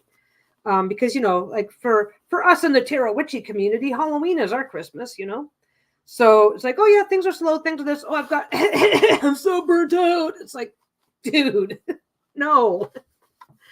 But no, burnout is real. It can happen anytime to anybody. And I always say this thing. I say it a lot on Self Worth Saturday, and it's like, you don't owe anybody shit. You guys don't owe me shit. That is not how a community works. So, like, when Robin makes a video, I appreciate being able to go watch it, but I'm not going to go, Robin's a dick. He didn't make me a video this week. This is that, and I think, and of course, nobody needs to be mean about it, right? Nobody needs to be super mean about it, but I always try to remind myself that the vast, vast majority of what we're doing in this community is just people talking to people. And if somebody is having a day and isn't up to talking, then they don't owe it to the community to put themselves through it just to make content. And I get it. I mean, Lisa has memberships. I get it. Sometimes there's a couple of bucks involved, but even that, like, Lisa, I don't know how to express it very well. I don't know how to express it well. Like, I mean, if that's your only reason for creating content, then that's a different sort of atmosphere, and that's different. But I can't think of anybody right there's.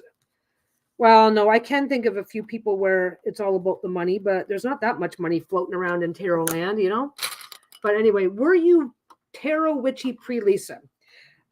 Ish. I have my own beliefs. They definitely don't lean Christian. I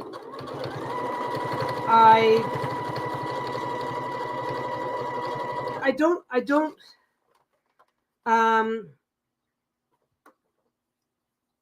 yeah, I have my own beliefs and my own thoughts. I've always had my own spirituality.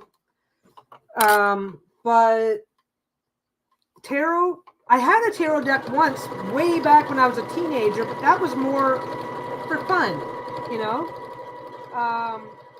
read my horoscope and found it really interesting found the parallels really interesting, that sort of thing. But no, I don't think I really gave it much thought.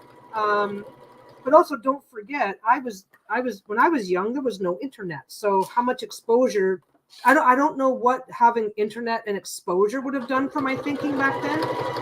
But around the time of life that I would have been exploring all of that stuff, the internet just wasn't really a thing to begin with. So my ability to learn about anything other than like I said, I always have my own thoughts and idea, but putting together a formal thought process, I guess that's the way to put it, never really occurred to me. So, but yeah, I don't think I've ever really considered myself a Christian. I think Christianity comes with a lot of really, really interesting philosophies and thoughts and whatever, but yeah. But that's just a thing. What about you guys? How many people were tarot witchy? Like, around what age? Is this something that happened before social media or after social media for you guys? I've also developed channel viewing overload, feeling like everything's already been said about tarot. I tend now to skim through or skip more videos. I guess as a viewer, that's its own kind of burnout. Absolutely. I don't watch nearly as much tarot. I used to try to keep something going, and you know, you want to listen, you want to have something other than just this to just keep your mind from wandering. But I kind of got, I don't want to call it burnout. That's not fair. But with the background noise and stuff like that, music is one thing. You can tune in and tune out and tune in and tune out, and that's fine. But listening to somebody have a conversation about tarot and you're tuning in and tuning out, and the noise of the machine is distracting you or whatever, I was missing so much that I gave up making an effort over it a long time ago. So sometimes I'll get a video, you know, if I have an evening and I'll watch some tarot stuff, or I'll get something recommended to me, but I'm not nearly as active as I would like to be. But then again, I live with Lisa, so I'm definitely up to date. Because she'll also come in and go, oh, so-and-so did a video and they talked about this and they talked about that. It's like getting a spoiler, right? But nope, I totally get it. There's, like I said, it can happen. Burnout can happen anywhere, anytime, for any reason. And that is what you're allowed to do. You're allowed to, you're allowed to walk away from your favorite game because it's like, oh, I'm starting to feel that burnout and I want it to stay my favorite game, so I'm taking a break. Come on, what's going on here? What's Holly saying? Always been interested in magical things. Yeah, always been interested. Pre-internet was just a passing curiosity. Didn't get into tarot or witchy more seriously until September 2020 when I found Lisa. Aww. Yeah, I've always been interested in spiritual things, magical things. I've always been interested in that. But social media, and I get that social media has been around. Yeah, tag team. Yeah, secondhand spoilers. So I'm always aware of, oh, so and so did a really cool chat on this. So and so did that. So and so did this. I'm pretty much always up to date without having to invest the time in watching. So I kind of get the best of both worlds here. But yeah, social media has always been around. I used to be back in the IRC, Internet Relay Chat. Back in those days, I would go into the chat rooms, and any chat room titled metaphysics, I was in it. I was in it all the time. So yeah, definitely very, very, very interested in all things metaphysical and spiritual, but being able to expand on that in a more, that wasn't really until Lisa came along. Hey, here's how tarot works. It's like, oh, cool. I saw a deck at the Walmart once. There's still a lot of that's kind of funny. There's still not a metaphysical store anywhere near me. Doesn't seem to be a thing in the UK. So thank goodness for online shops. That's kind of funny. I think it depends on where you are. Because I've seen plenty of people talk about stuff that they've picked up locally and stuff. Yeah. Does Lisa ever say to you, this video was really great, you need to watch it too? All the time. All the time. And yeah, she will definitely recommend videos that she knows I'll enjoy. Seeing for myself and whatnot. So yeah, I'm usually watching. I'm watching a few videos a week on the regular. You know who I don't watch? It's Lisa. Isn't that bad? Because I'm sitting in the next room. She's already shown me her deck or whatever. If she's talking about a particular deck, she's already said, "Oh, look at this deck that I got. Isn't it cool?" Okay, so I've already seen it in person, and I can hear her as she's making the video. So it's like, okay, I don't need to watch that now. So yeah, so that's the thing. But gotta blow my nose again. Be right back.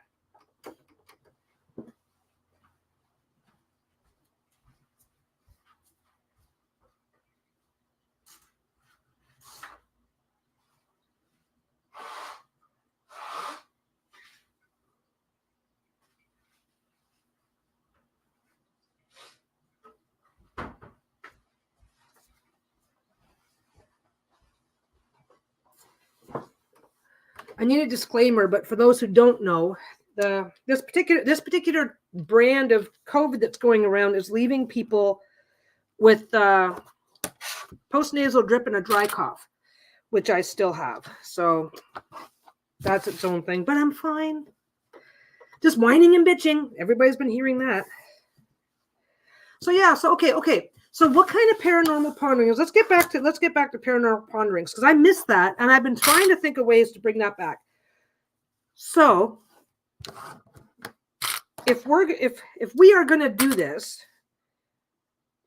one thing I really enjoyed doing was sharing links and sharing this and sharing that. But if we are going to do this, what kind of stuff can we talk about for paranormal that is just that's okay. I go back there. I just wander off to the kitchen. That's where I keep the paper. I use paper towels. It's like I am so lazy. Anyway, so how if we were to do a paranormal ponderings where we were just to talk about the subject and not actually show any links or pictures or stuff like that, is that something? I mean, I suppose if it works, it works. Is that better or not better for people if we were to say, oh, today we're going to talk about Bigfoot, and then just talk? Like, I mean, for most topics that we would talk about, I think for most of the topics that we would mostly talk about, I'm up for it. I'm down for it. Like, I don't care. But for most of the topics that most of us would talk about, if I were to say ghosts, Sasquatch, Loch Ness Monster, most of us have already been around the block on the magical mystical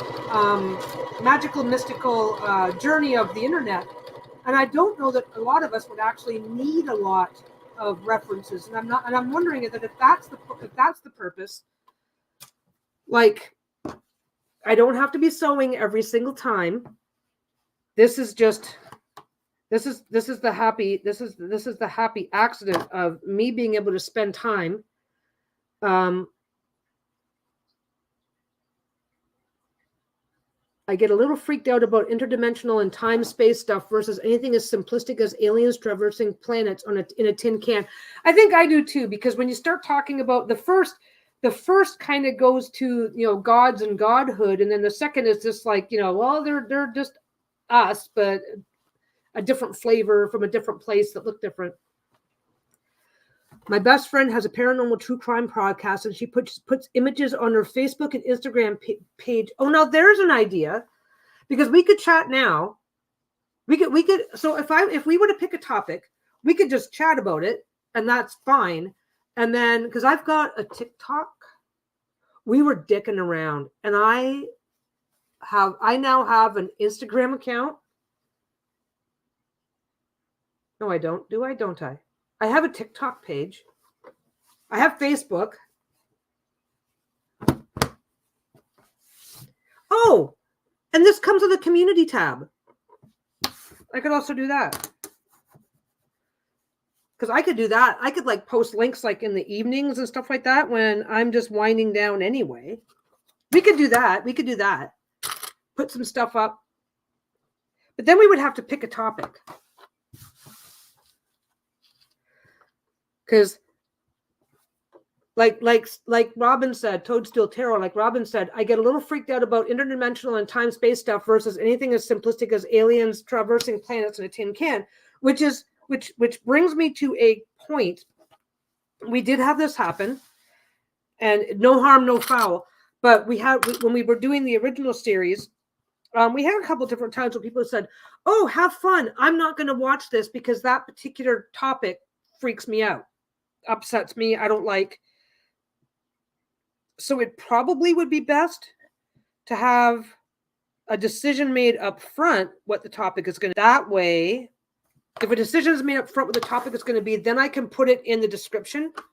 Like today, I just like, whatever, hang out with me. I don't, except for having the thought that I wanted to chat a little bit about Etsy stuff, which oh my God, I need to swing back. Okay. So what I was getting at before was that if anybody has, if you have my email address is linked. And also, a lot of you guys are in the in the Supportive Tarot Facebook group. If you have a question as either a buyer or a seller, if I can answer it, I'm happy to take a shot at answering it for you. Because I've noticed there's been every now and again a post shows up in Lisa's channel. Oh, I had this encounter with this seller that was selling tarot related stuff, and then 30 people are answering it, and it gets really confusing really fast. I'm not pretending that I'm an expert. The stuff I know, and the stuff I don't know, I tell you I don't know. But if you're ever stuck some way somehow and need some information, if I know, I'm happy to share it.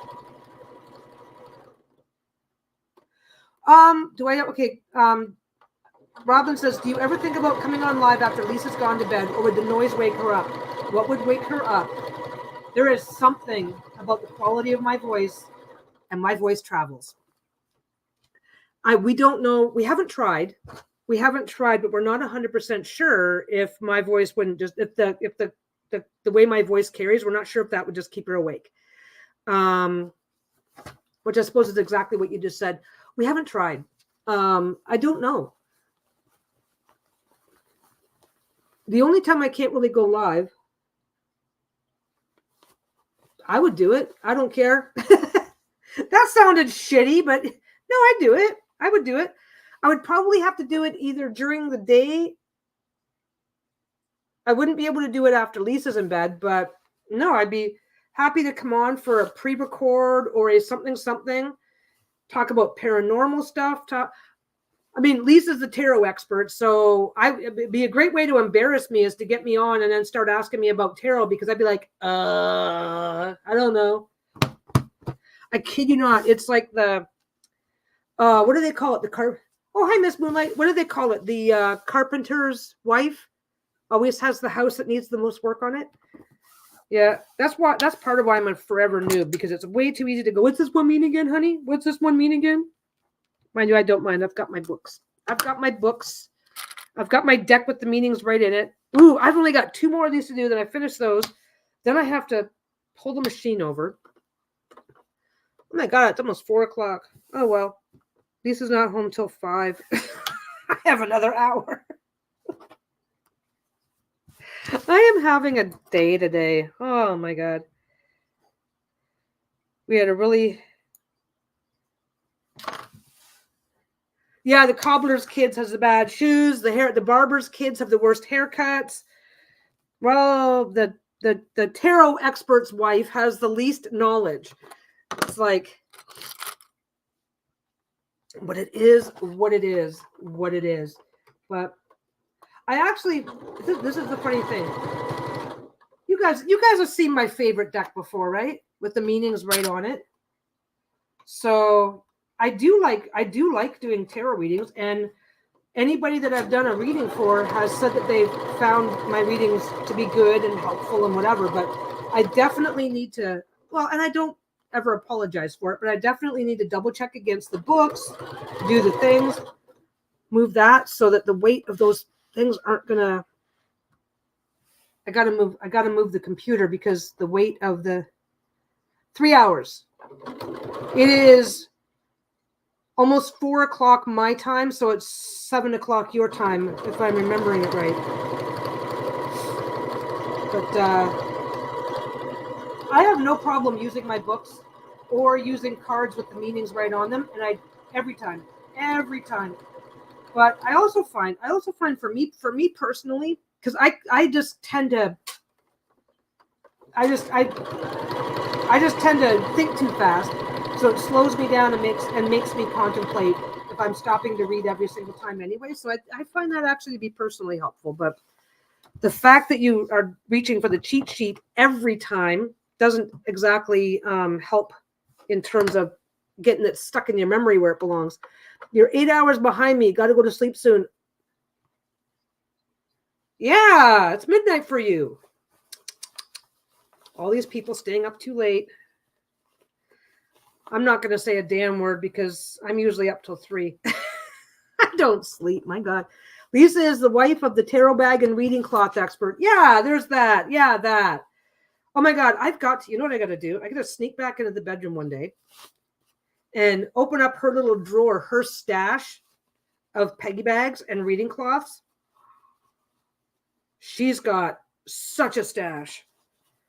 Because whenever she sees something, what's going on?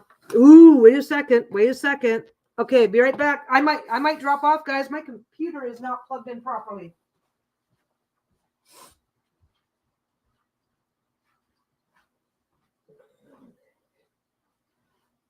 Oh, there we go. That's why.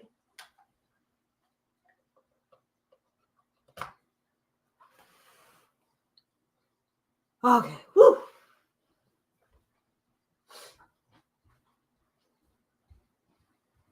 Hi, Sheila puppy. Everything started going dark because I have to bring my laptop. My laptop usually sits over there. So I bring my laptop back and I unplug it, then I replug it in, whatever. It's no big deal. Only I plugged it in on that end, and for some reason it came unplugged at that end. So my computer almost turned itself off. She is a tarot bag squirrel. She, at one point, sometimes she basically, I will give her a stack of stuff. Hey, I've got all this done. And she'll go, this might look good if I get the blah tarot. I'm deciding between this and this tarot, blah, blah, blah. So she just, I really like this bag, but I don't know what I'm going to pair it with. So I'll just keep it for now. So she's got to have call her out on it. Sorry, guys, I got a big thing stuck to my boob and I don't like it. Call her out on it, but do your pets ever unplug your computers because they want more attention? Nope. They will just climb on me and go, yep, you're paying attention to me now. They don't take no shit. They are just up all over me. But no, I think she's got if I were to count all the things that she's got in storage right now, because she's not sure what she wants to pair it with, or maybe she paired it with something and then rehomed the deck, that sort of thing. So she's got to have 50 or 60 between reading cloths, bags, all the things in this one drawer that's just full of shit. Then again, Lisa sells a lot of Peggy bags. I guess she does. I mean, I don't know what. The funny thing is, I opened the shop. Now, don't forget, my goal was like $100 a month. So I've been exceeding my goals. I've been happy. I'm very happy with the way things are. I started my shop in March 2018. I started my shop. And Lisa didn't start her channel for like 6 months after that. And I was already exceeding my goals then. So, but yeah, her being online, constantly showing people my stuff. My God, she showed a bunch of stuff the one day. And then I woke up and went, oh my God, what are you doing to me? And she's like, well, I'm going to keep doing it. But yeah, she's got a lot of stuff. Yeah, Bruno likes to come up. If I try to eat anything, Bruno is like right here. He's going to sit right here, jammed into my hip. Hi, I'm just hanging out with you. I don't want anything. It's so obvious. And if I take too long to eat it, he starts looking panicked. He's like, starts leaning in. And if I take too long, he starts. Shayla just doesn't care. Shayla is an absolute sweetheart of a dog. She thinks she's a cat.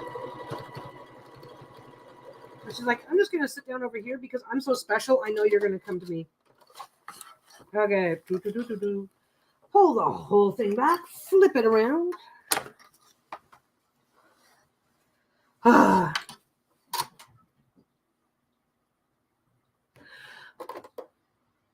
have a 10-pound tabby on my lap. Yeah, that's Bruno. I think I asked once before, but would you consider adding brocades or silks or satins to your offerings at premium prices? The short answer is no. I have considered it, and I don't know. Yeah, I currently have over 1,000 yards of fabric in this house. If I started adding that type of stuff to what I'm already doing. I don't have space. I don't have space for all of that stuff, for starters. And as much as it might be fun, I've done a few as practice. But the unfortunate problem is that once you start adding that kind of stuff, it starts like silks. Unless you're using Dupioni silk, which is garbage as far as I'm concerned, good silk can cost like $100 a yard. It can be silk is silk is very specific and very fiddly in how you sew it. So here's the thing. If I were doing just teeny tiny amounts, like 2 or 3 bags a week for just my wife, I'd probably be doing that. But doing it on a scale for selling, just, yeah, I don't know how to make it. Absolutely. Well, there's nothing wrong with that. I mean, there's tons of people who think I'm awesome who would never buy a bag from me. I mean, just because I'm fucking awesome doesn't mean that what I'm doing matches what people want. For me personally, I would have to raise my prices too high. The cost of the materials, at least the cost of the materials that I can access from where I live, blah, blah, blah, at the prices I would have to pay makes it not worthwhile. Oh, thanks. I still say I think I'm awesome. But no, it just doesn't work for what I'm doing, the volume in which I'm doing it, the space in which I have to store it. And I actually, you know what? We picked up some silk for a project because the silk was on sale. Never got around to the project because shortly after I picked up the silk, that's when Rose had to stop working for me. And I still haven't got around to starting it, but no, I have done the odd little thing with it, but it changes the workload. It changes everything.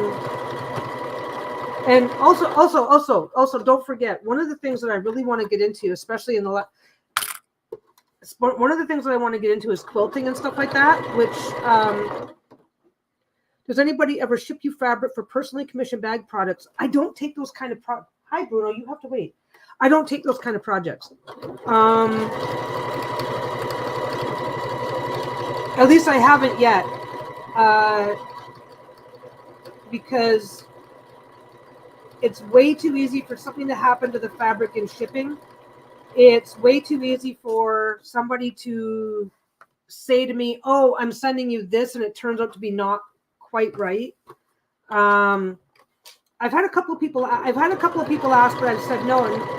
But between wanting to, but yeah, it just hasn't worked out in any way. I think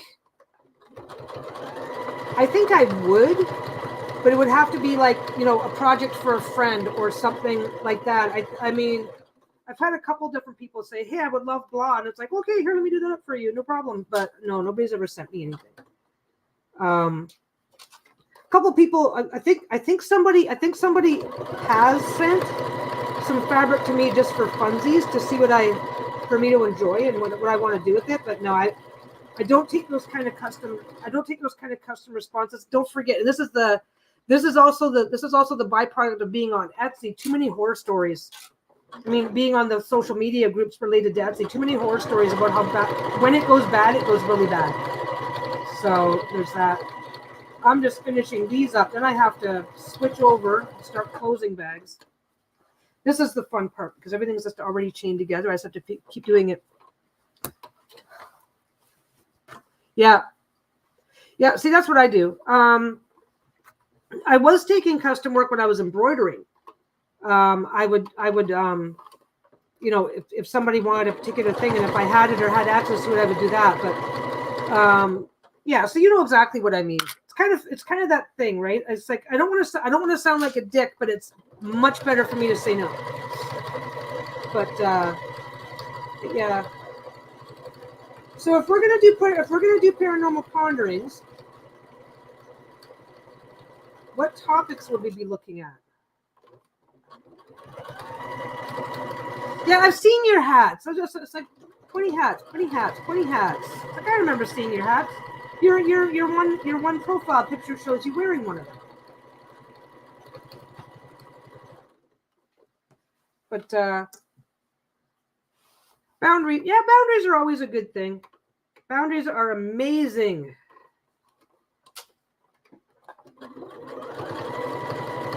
But I've done the brocades and stuff, but I can't. There's a part of me that kind of regrets giving away my embroidery machine. But then again, the embroidery machine was fun while I was using it, but it did take a really long time to do anything because you have to babysit it. So.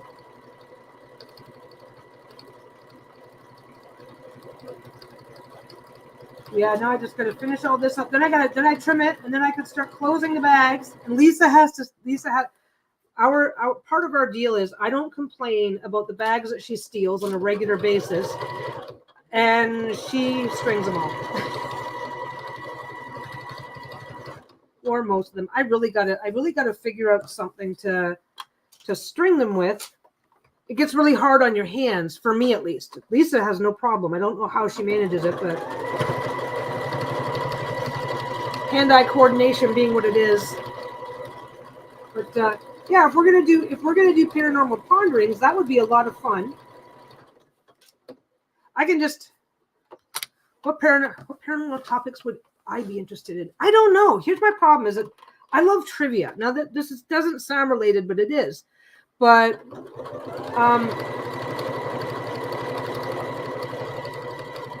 I like talking about some of it. I know quite a bit about. Some of it I know almost nothing about. Some of it I haven't really looked at in a long time.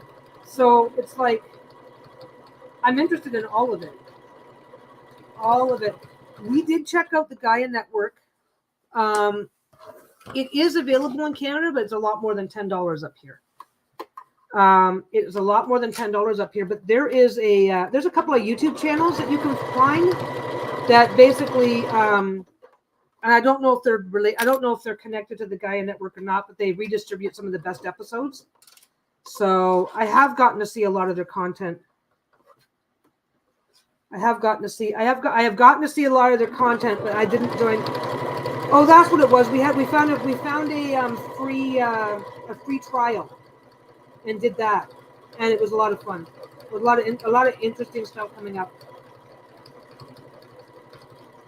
But yeah, Gaia Network, definitely, it's definitely worthwhile. My problem is I don't watch. I just don't. We have Netflix. We have the Disney Channel. I don't watch those either. I never find the time. So but that's okay. That's okay. Yeah. Oh yeah. Yeah. You know what? Okay. So there you go. Here's your first thing to ponder. There are people that are connected with UFO circles. I never know their names. I never get that. That's part of my problem. Oh, there's a guy. What's his name? I don't know. That's not the trivia. That's not the trivia part of it that I remember. There are claims that there are up to 60 different alien races that have made various forms of contact with various forms, groups, whatever forms of government. But it's kind of accepted now.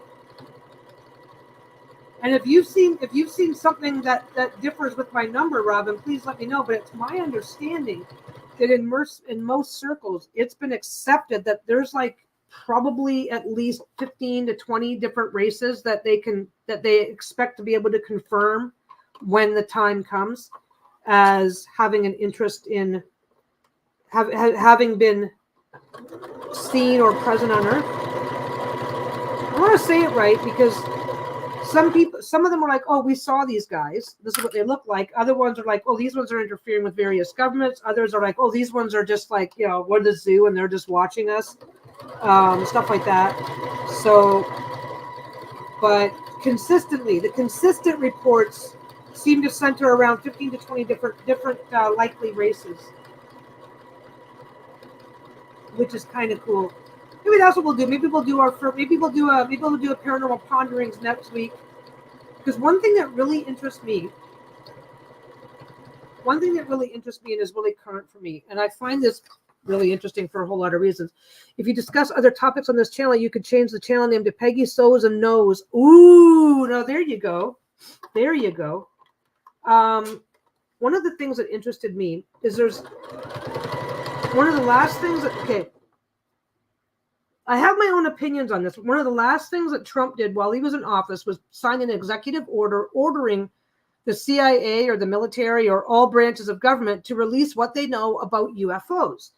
And I suspect, because politics is its own special animal, that the political ramifications of Trump being involved in any decisions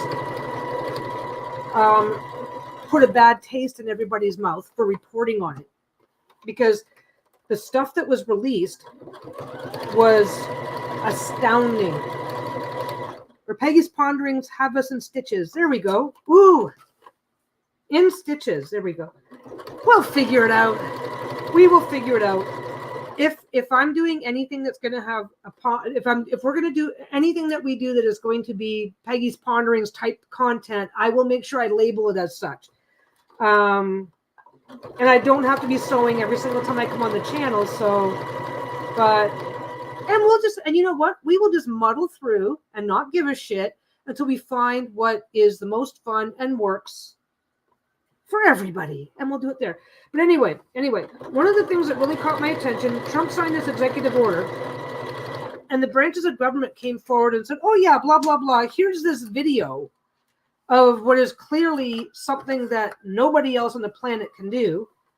And the media kind of acted like most of this content didn't exist. And I'm not sure if it's the political ramification that Trump was involved and therefore they don't want to talk about it, which, I mean, I'm in Canada. So some of it I get, some of it I don't. And for the most part, leave me out of it, right? But so it's either that or the ramifications of this are so profound that the media is afraid to touch it for its own purposes. And I don't know. But when all this stuff came out, and then David Grush stepped forward and said, "Oh yeah, blah blah blah. I'm this dude, and I'm whistleblowing because all this shit is real, and we have aliens and all this stuff, and nobody wants to report on it." And I'm really okay. Trump ordering the release of all this classified information, that was one particular thing. And then this Grush guy pops out of the woodwork. Him and a bunch of other guys are testifying before Congress, and nobody wants to touch it. And you would think anything that basically admits to / confirms the existence of little green men would be like global news. And yet it just died with the next news cycle. Nobody's talking about it. And I find the fact that nobody's talking about it to be almost as interesting as the fact that all these admissions have popped up. Why is nobody talking about it? Why is nobody talking about, and like I said, okay, Trump makes an executive order, Trump politically bad, don't talk about Trump. I get that. I get that. That's been kind of going around for a while. Yeah, these days, little green men pale in comparison to big orange men. And this is a problem. But the thing is that the thing for me is that it doesn't change where the order came from. The information that was released was huge, and nobody wants to talk about it. Nobody has to talk about the orange man. They just need to talk about the little green man. Nobody wants to do it. David Grush stepping forward as a whistleblower was a completely separate thing, separate from any political party, and they're ignoring that too. Him and a bunch of guys, congressional hearings, they're ignoring that too. So that one piece I get, but why is the silence continued? And it's like, we are moving closer and closer and closer to a first contact situation. Why are they trying so hard to make sure nobody talks about this? And like I said, the initial executive order coming from Trump, I get it. Politics is politics. So, but then when you take that one off the table, so much other stuff has happened, and they're still not talking about it. Mainstream media won't talk about it. The government won't talk about it. It is a liberal, Democratic Sorry, up here our Democrats are called liberals. It's a Democratic government right now. There's no reason for this continued silence on the matter, and yet they're still doing it. And it's like, I wonder why that is. Really makes you wonder who knows what and why they are continuing to not talk about it. Yeah, the media is well scripted by the powers that be. Oh, night, Holly.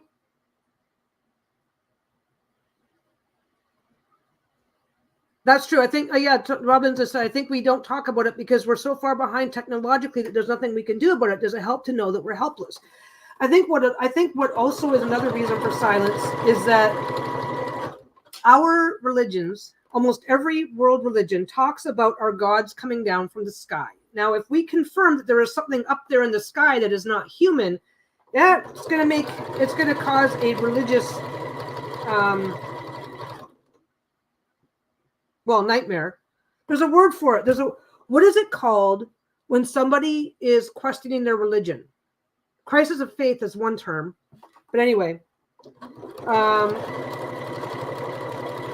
thing is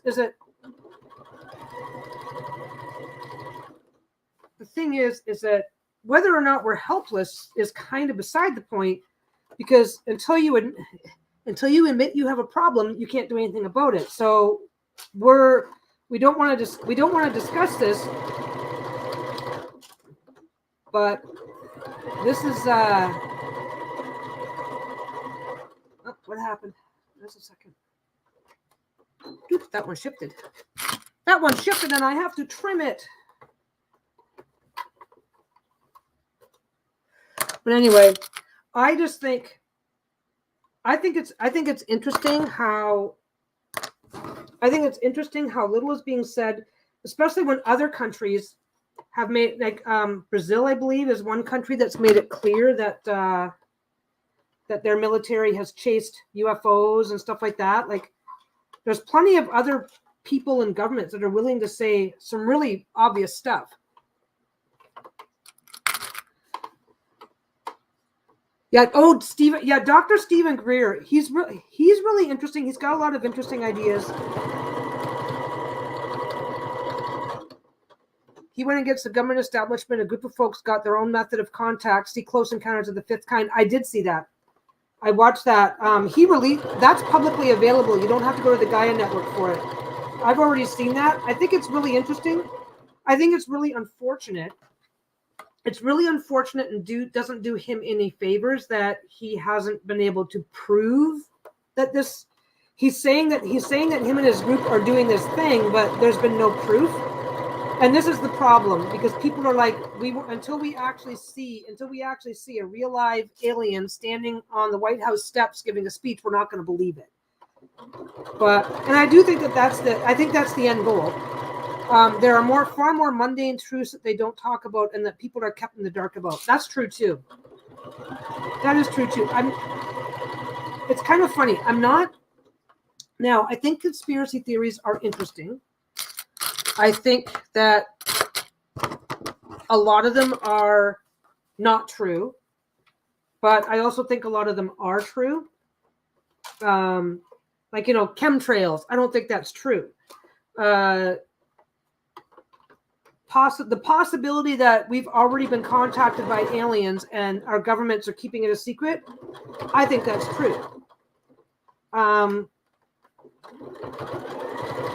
The moon landing didn't happen. I don't think that's true. I think the moon landing did happen. Did some really fucked up shit happen during that moon landing that they are hiding? I think that's possibly true. So I think that's one of the reasons why we started the Ponderings page in the first place, is to talk about not conspiracy theories, not to believe everything we hear, but to discuss everything we've heard about. So yeah, I don't know, maybe you know what I'll do? I'll make a community post. Later. I probably have to get off this soon. I've been on for 2.5 hours. My God, I haven't got time for this, but apparently I don't have time to go away either. It's really easy to just keep it going. when I'm doing sewing. Anyway, maybe I'll think of 4 or 5 topics and put up a vote, or maybe I will just, you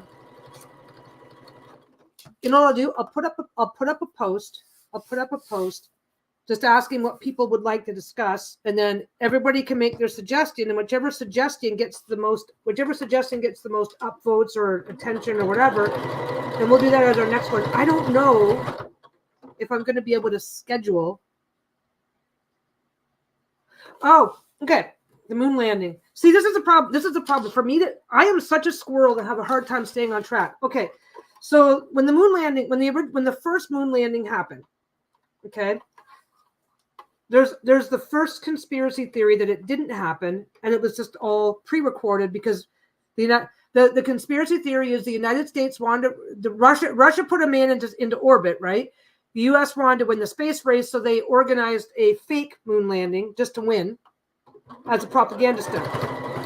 That's the first conspiracy theory. I think there is somebody on the moon, not somebody. I think they did put a man on the moon because astronomers are saying that if you know the coordinates of where the moon landing happened, you can get a powerful enough telescope and actually see the landing site.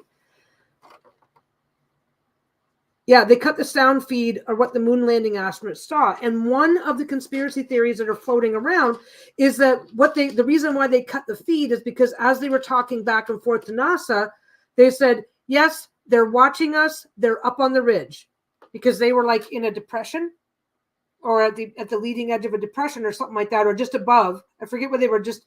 So the conspiracy is that the moon landing was real, but that they were being observed by aliens the whole time.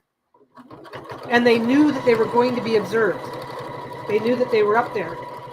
So that's the conspiracy theory. There's also, there's a whole lot of theories about the moon. And one of them is that is an alien, at least one alien base up on the moon. And there's people that are saying that there's proof of it. So the unfortunate problem that we're looking at, last stitch. There we go. The unfortunate thing that we're looking at, there's another one that the moon's an artificially created structure, that it's hollow, which I don't think that's realistically possible. But are there structures under the moon's surface? I think that's possible. But because if you guys ever heard of a duck blind? Yeah, they landed repeatedly. If you're faking it, you just do it once. You guys ever heard of a duck blind? If I was ET spying on Earth, I'd be sitting behind a disguise. I'd be sitting behind some disguise structure up on the moon and just observing quietly from a distance. That's my personal take, but yeah.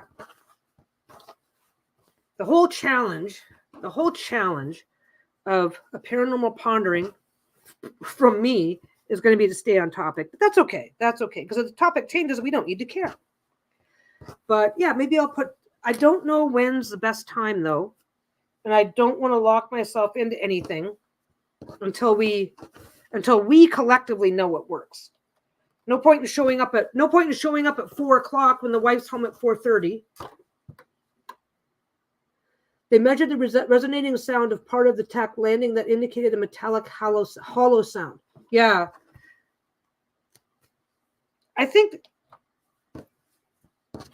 it's entirely possible that there are bases on the moon, and if they detected a hollow space where something like that was, fun to discuss whatever. Friday, please. There is nothing else on. Okay, well, you know what? Okay, Friday works for me because if Lisa has any work to catch up, well, Friday works for me, but I've been finding that starting around 2 is what works best for me. That way I have chronic insomnia. That way I have time to get up, get my day started. Not feeling as rushed or not feeling rushed. And generally speaking, of course I say that next Friday I have a dental appointment at 2:00 and then I will be a loopy mess for the rest of the day. Okay. If I do one next week, it won't be Friday. because Lisa just reminded me this morning that I do sedation dental. So that's my day is I don't have a day on that day. So I have my dental on Friday. So Friday next week isn't going to work. Any other day of the week is going to work. Don't forget what I said. This is going to be a bit of a shit show while we kind of settle into what is and isn't going to work. So maybe next week I will. Next week we will. Okay. No promises because I don't want to make a promise I can't keep. Next week I will do my best to schedule a pondering. Yeah, I get sedation dental. It costs extra, but I get sedation dental. I don't know why. I've never done well with the dentist to begin with. And then after I had a whole shit ton of dental work done, and they offered to knock me out for that. And it was such a night and day experience for me that basically what happened was I've got a really strong gag reflex because that's always fun. So going to the dentist for me, and they lay you back, and my sinuses, it's just a mess. Yeah, just like Bruno, yeah, knocked me out. They knocked me out for my dental when I got some bridge work done, and it was such a night and day experience. I'm like, no, I'm doing it this way from now on. I will save up the money. I will do whatever it takes, because it was just a night and day experience. Because generally speaking, once I'm on the dentist chair, I'm just like hating every minute of it, trying not to gag. So that's, yeah, I do it that way from now on. I mean, yeah, you're loopy for the day, but yeah, look how much work you helped me get done. All I have to do now, I think I'm going to switch machines. I've got the other machine over there, but I'm probably just going to switch the machines and then have that machine over here. And then I'm just going to close it all up. That machine by default has the proper tension for when I'm flipping these and putting so many layers. That's a lot. That's actually a lot of layers at once. So I'm going to do that. But yeah, you guys help get me that. You guys help me get that done. I will try to do a paranormal ponderings next week. No promises, just shits and giggles. See what we can sort out. Kind of do this as a collective little project, because there's no point in me coming on and doing it and then you guys go, well, I would have liked this, I would have liked that. So we'll sort all that out as we go and see how much trouble we can all get into. And yeah, I'll put up a community post in just a few minutes once this is done. I'm going to take a break now, because if I keep going, if I keep going, I'll get shit done, but it's time for a break. I had a 2.5 hour binge. It's about right. If you're working an 8-hour job, you do 2.5 hours, take a short break, 2.5 hours, take your lunch, 2.5 hours, take your second break, 2.5 hours, go home. So this is about right. Anyway, I'm going to get going. It's always a long goodbye for me. You guys know better than that. So I'm going to get going now. We will put together a paranormal pondering live stream for next week. Ideally, I'll be caught up on my shit so I don't have to sew while I'm doing it. That could be a thing that we may have to tolerate, but we'll see, at least once in a while.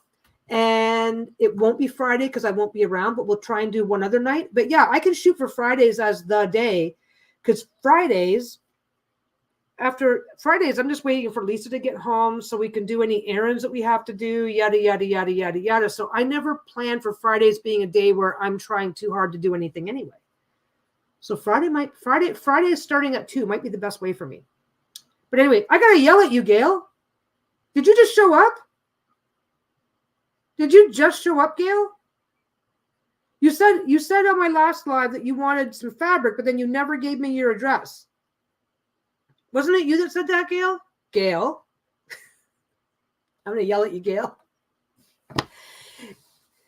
Yeah, my email address is below. Shoot me your address. I'll send you a package. So we'll start it off as an experiment until we get it to where we like it, and then we will try to continue it as an ongoing thing.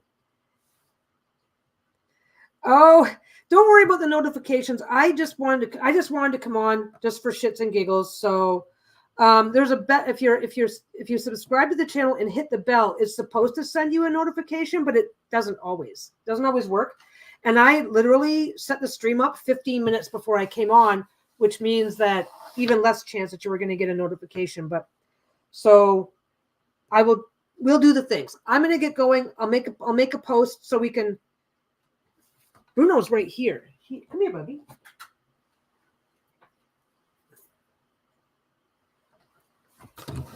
There's my puppy.